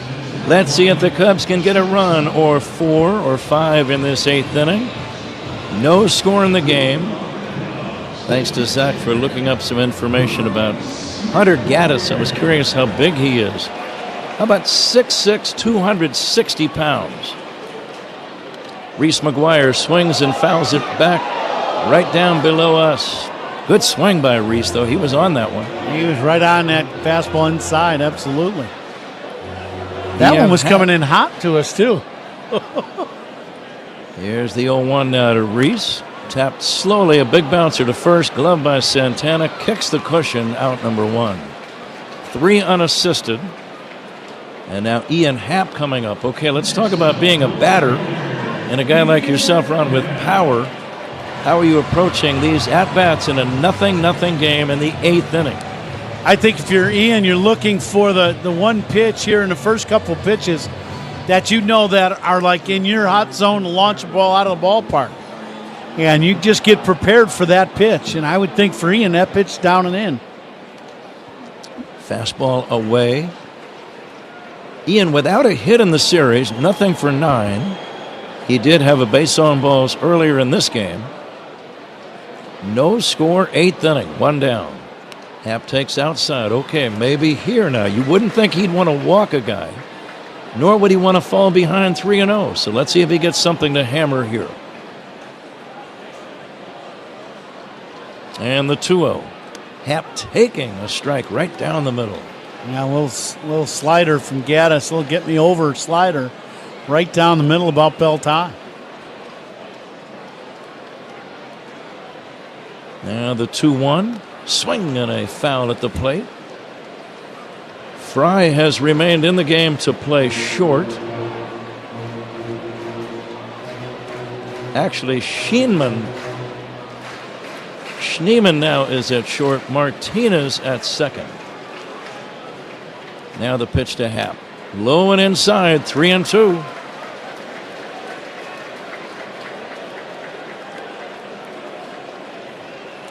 On deck, Kyle Tucker. And the 3-2. Happ hits one in the air, shallow left center. Drifting in, Kwan, easy play, out number 2. 2 gone, it's up to Kyle Tucker, no score, 8th inning. Tucker's a designated hitter tonight, and they're sponsored by BBQ Authority. Visit BBQ Authority in Lisle. Austin Hedges is the new catcher for the Guardians. Please stay tuned for Zach Zaidman's post-game show. That's coming up after the ball game, the Verizon post-game show. And the pitch to Tucker. Nubbed on the ground toward third, rolling foul.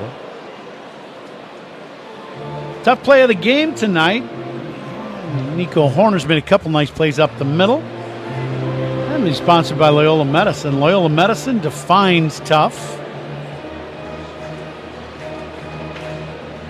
Tucker a threat if he gets on to steal a bag. He's a great base stealer.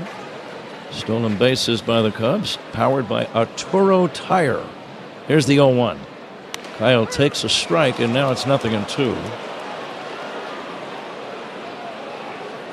Arturo Tire, Atturo.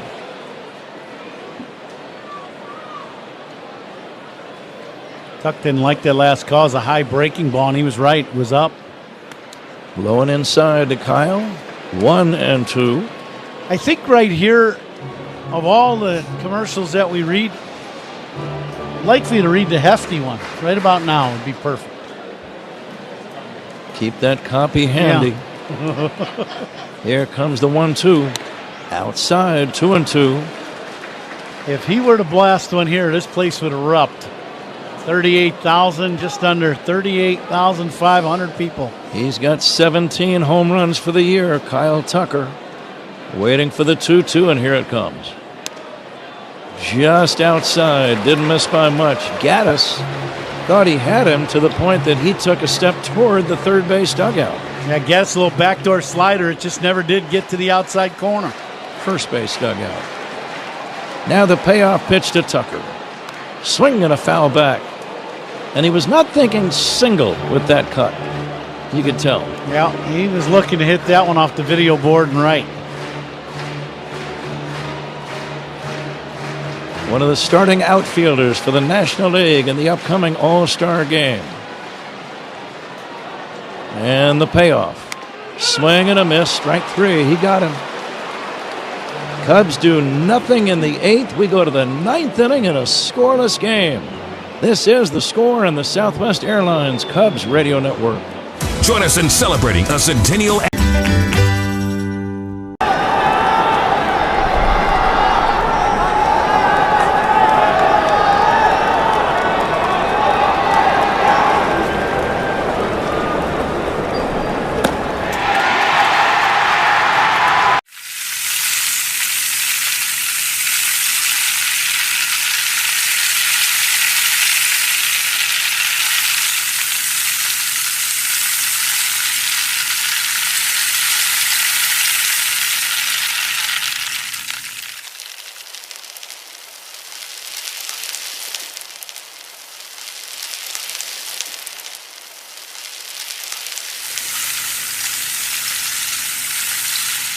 here at Wrigley Field. Cubs and Guardians still scoreless. The ninth inning is brought to you by Bosch Power Tools. The more you Bosch, the more you feel like a Bosch. Pat?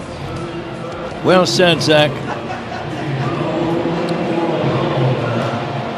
We go to the ninth inning. Ryan Pressly pitching great ball of late. 30 of his last 32 appearances, he has not allowed a run.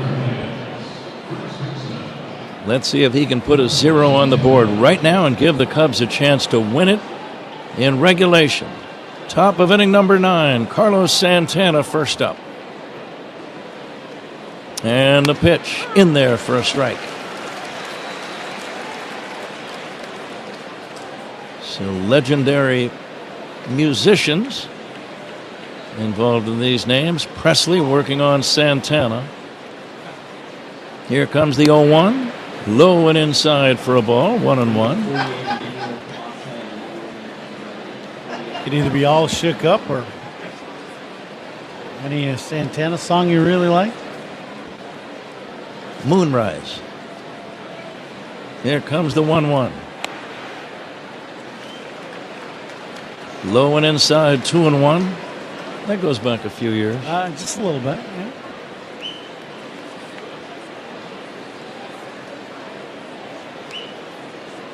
Now the 2-1 to Carlos Santana. High, ball 3. Presley.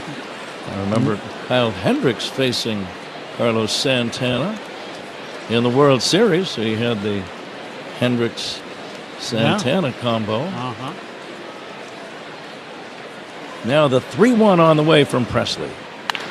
Driven into right center field, falling in there for a base hit. Armstrong fielding it on one hop, gets it back in. Santana leads off the ninth inning with a single, as it looked like he hit a pitch that might have been up above the zone, but he hit it hard. Yeah, he gets his hands up above the baseball, and then the barrel kind of flattens out and stays in the hitting zone a long time, and just squares that ball up and shoots it right back through the middle. Good at bat for Santana. Very nice swing and a tough pitch. Lane Thomas, the hitter. Bouncing ball left side. Tough play. Dansby throws to second in time. They get one. Beautiful play by Dansby. Backhanding the ball. Didn't bother to set the feet. He just kept running toward the left field line and made that sidearm throw back to his teammate Nico Horner at second. Very good play. Yeah, great plays, right. And Nico does the right thing.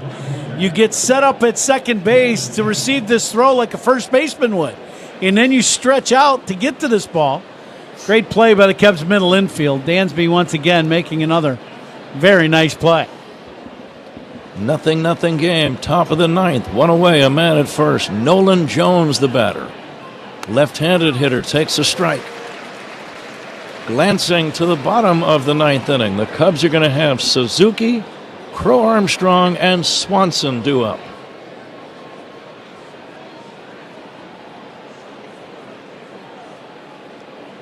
Ryan Pressly ready for the 0-1.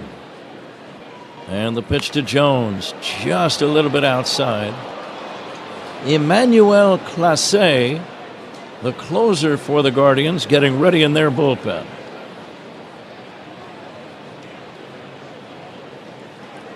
Short lead by Thomas at first. Being held by Bush. The pitch low and inside in the dirt. And now it's 2 balls and a strike on Nolan Jones. Well, if you're going to have any kind of a hit and run, this would be a count that you'd consider it, Ron. Yep, absolutely. 2-1, always the most popular count to hit and run on. Pressly works over on the first base side of the rubber. The pitch. Breaking ball in for a strike. A beauty. 2-2. Why, Jones taking that slider all the way. This is starts out away, and the backdoor hook just comes back to the middle of the strike zone. Great pitch. No score, ninth inning. One away. A man at first. And the pitch. Just a little bit high. Now let's see if the runner, Thomas, is moving on 3-2. What do you think? I think absolutely. I think you got to go. You got to take a shot at getting some guys in motion. You know, you do hit that long single or double, it drives in a run. He's not running. And the pitch, strike 3 call. And Nolan Jones is barking in the face of the home plate umpire, Vic Carapazza. 2 down in the inning. Surprised that Thomas was not running, Ron? Surprised he's not running, and Jones, he's not seeing the ball very well against Presley, that's for sure. That's a good pitch. That's not even a borderline pitch, to be quite honest with you. The entire baseball is in the zone. 2 down, no score. Daniel Schneemann, the batter. Schneemann is 1 for 3. Hits a little chopper back to the mound. Presley has it. Throws to first in time. And the Guardians do not score. Excellent job by Ryan Presley. We go to the bottom of the 9th inning. 0-0 game. Cubs and Guardians.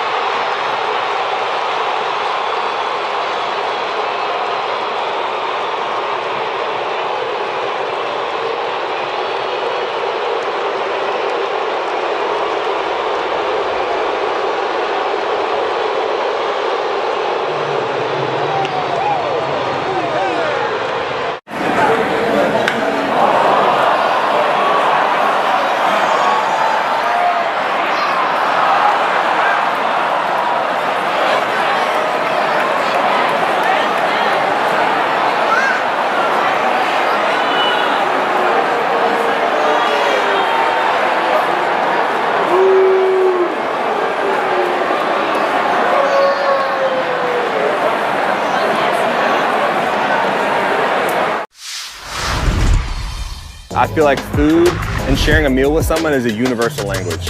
You can't go to a ballpark and not have a nice hot dog. So if I'm at the ballpark, I'm gonna get a nice heavy glizzy. You gotta have chili on there, you gotta have cheese. If your hot dog isn't bending in the middle because it's like about to fall apart, then you're not doing it right. So you gotta have a glizzy and then something cold, whatever it is, beer, lemonade. You gotta have something cold to wash that hot dog down with.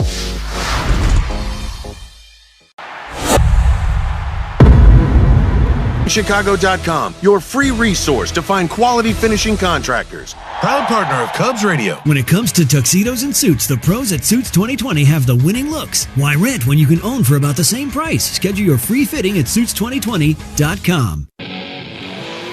This copyrighted broadcast is presented by authority of the Chicago Cubs and may not be reproduced or retransmitted in any form, and the accounts and descriptions of this game may not be disseminated without the express written consent of the Chicago Cubs. Pat?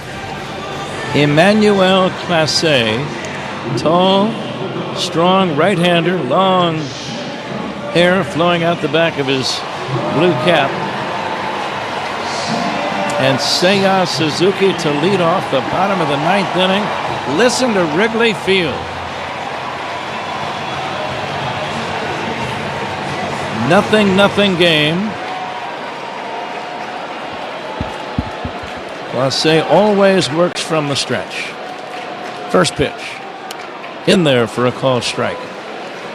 What's the plan against him, Ron? I think you got to be ready for that fastball cutter type pitch. He's throwing at 99 miles an hour. You got to be ready for the gas. And the pitch, Seiya takes inside. Clase has only allowed 1 home run in 35 innings of work. But he has allowed 41 hits in 35 innings, which is a little surprising. High for ball 2. He doesn't walk many. And just 1 homer allowed. So he's been a good closer. 18 out of 21. But this, of course, is not a save situation. It's a 0-0 game. The pitch to Seiya. Hit in the air to right. Deep but playable for Jones. Coming in now a little bit. Makes the catch. 1 down, no score, bottom of inning number 9. And the batter is Pete Crow Armstrong. Now here's a matchup where it's fun to watch Major League Baseball when guys like this face off against each other. Yep, there's no doubt. This season, left-handed hitters are hitting .339, They do not have a home run against him, though. Let's see if Pete can change that. First pitch, swinging a bouncer slowly up along first, fielded by Clase, and he is out as he tried to dive. Pete and the ball and the pitcher got there at just about the same time. Pete tried to dive and hit the first base bag with his bare hand, and the Cubs are going to challenge this play. The Cubs are going to challenge the call. Pete was hustling. Clase ran over, gloved it, and was going to tag Pete. Pete then swerved to his right and dove and may have hit the bag before he got tagged. Yeah, it's going to be one of those things. I think this is one of those where the time of the ball game really matters. You're in the ninth inning, you know, why not? It's close. I think Pete's hand gets in there. Does he touch the first base bag? Because I don't think Clase touches him with the tag is the big question.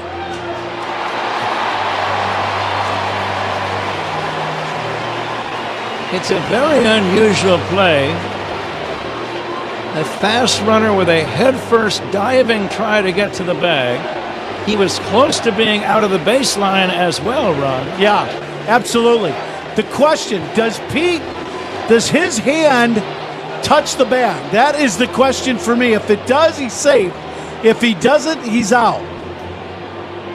It's worth the effort, though, if you're the Cubs and Craig Counsell, to take a shot at this.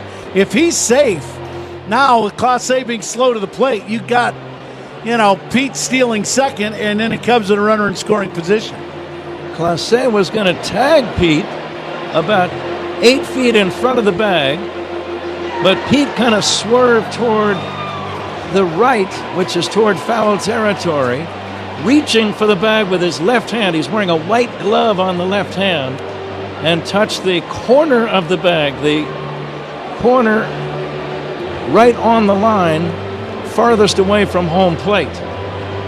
And Clase was lunging for him, trying to tag him. He never tagged him, so that's not the issue.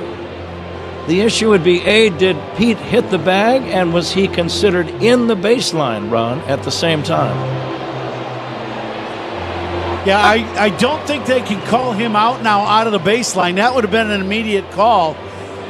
Yep, you're right. But I think he touches, I think he just barely nicks that outside part of the bag. We're finally getting a good shot. They're giving us a good long look in New York, and rightfully so. It sure looked like he touched the base with his left hand, as he is diving, reaching with his left hand and fingertips. Well, you talk about an all-out effort. After review, the call on the field stands. The runner is out. So no explanation given. He is ruled to have been out. The one thing about that play that I wondered about, when the play was instantly over, Pete started coming towards the dugout.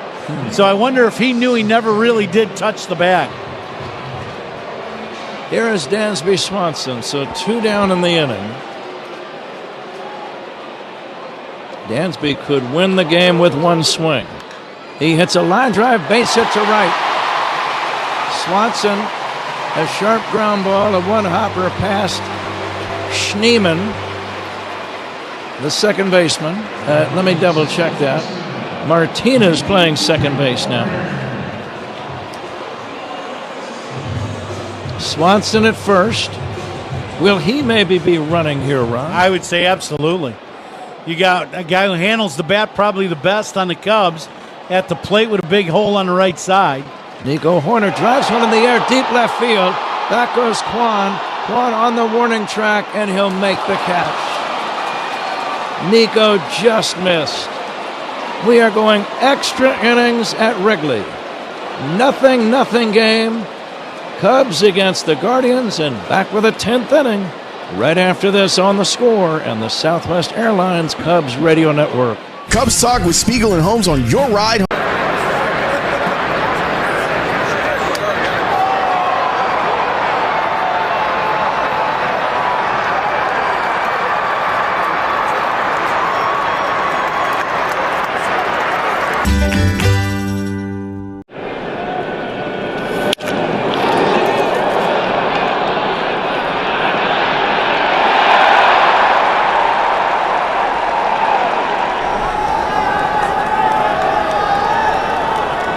real people.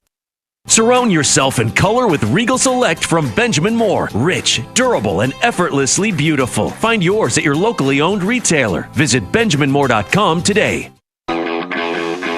Bonus baseball at Wrigley Field. The 10th inning is brought to you by Xfinity. The Wi-Fi is booming. Pat? Chris Flexen, right-hander. He has been outstanding. 15 games, a 4-0 record, wins and losses, and a microscopic ERA of 0.64. Or another way to put that, Ron, would be 2 earned runs in 28 innings of work. Cubs got some bullpen guys that have done the job this season, that is for sure. Schneemann is the courtesy runner at second base to begin the inning. We are in the 10th in a 0-0 game. Angel Martinez the batter, and he'll take a fastball strike. Cubs defensively in the infield playing for the bunt with Martinez at the plate. Both corners in. Cubs pitching changes brought to you by James Hardy Building Products, siding with the Cubs. The 0-1, swing and a miss.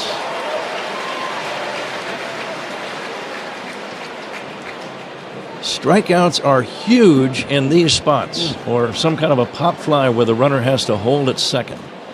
Let's see if Flexen can get Martinez here waiting at the plate. The pitch, fastball high, 1-2. Nico Horner is going to be the Cubs courtesy runner in the bottom of the inning. Bush, Shaw, and McGuire are due up. No score, 10th inning. Low and inside, 2-2.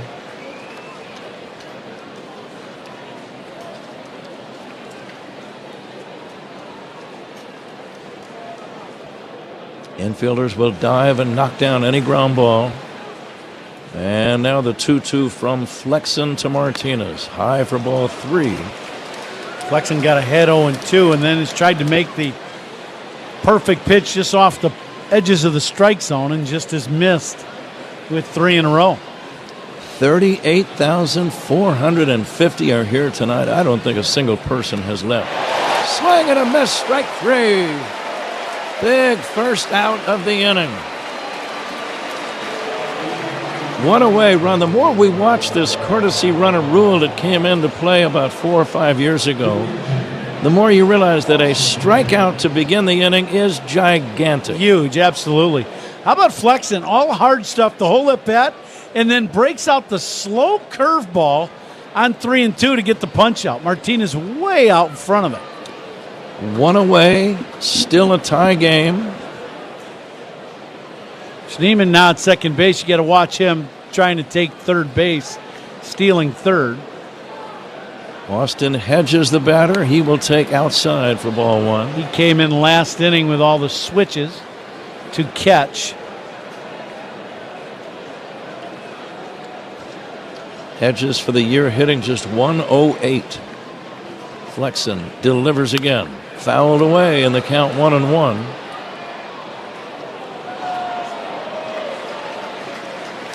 Cubs trying to sweep the series. Cardinals are here tomorrow.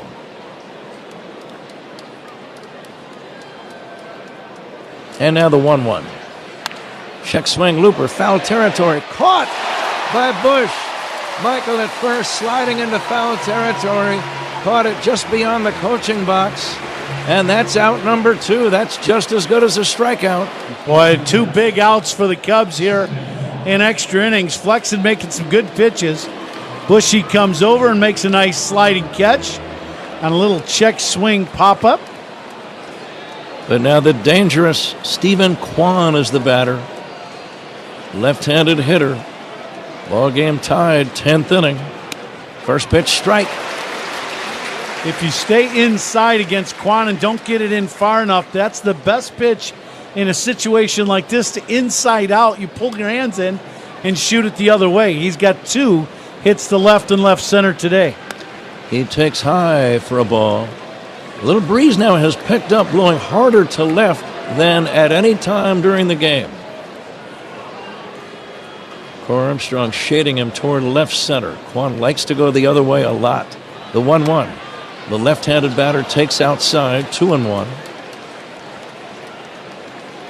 Cubs nothing, Guardians nothing. Top of inning number 10. 2 outs and a man at second base. Chris Flexen working on Stephen Kwan. The pitch. Strike 2 called. Ron, what's on your mind for 2-2? You got options. You got, I think in this situation, you've got another high breaking ball. Kwan is not like that pitch. You can go hard inside. Fly ball to left, going back. Ian Happ still going, gets there. He's got it. Happ caught it on the edge of the warning track. Deep left field. Excellent job by Flexen. No runs for the Guardians. Cubs have a chance to win.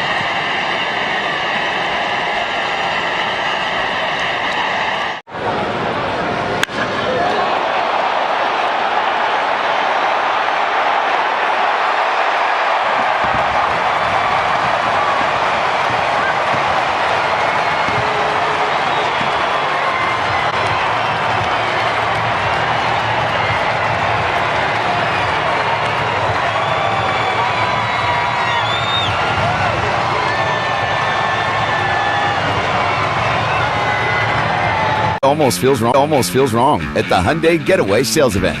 Get 0% APR for 60 months, plus 0 payments for 90 days on all Hyundai Santa Fe models. And check out our other great deals at your Hyundai dealer today. Offer ends September 2nd. Call 562-314-4603 for details. Nico Hoerner is the runner at second base. Bottom of inning number 10. Nothing game. Michael Busch with a chance to drive in the game winner right now. Emmanuel Clase working the pitch. Swing and a miss. 0-1. Tried to pull that pitch and came up empty. Yeah, the thing about Clase, who throws that cut fastball, it's a four-seamer that rides in on the lefty. The key is making sure that pitch starts out away from the left-handed hitter. Here's the 0-1. Down low. The shortstop Schneemann playing directly behind Hoerner, so Nico cannot get that big of a lead. Yeah, they're going to try. Nico is thinking about stealing third. Martinez at third base, quite a ways off the third base bat. And now the 1-1. A swing at a ground ball to short. Nico's going to be safe at third. The throw goes to first in time. Nico got a good jump. No chance for the shortstop Schneemann. He had to go to first. And now the crowd standing.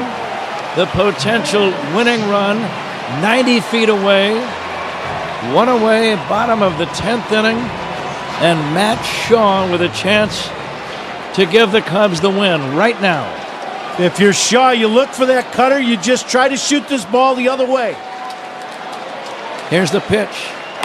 It's a breaking ball outside. It's 1-0.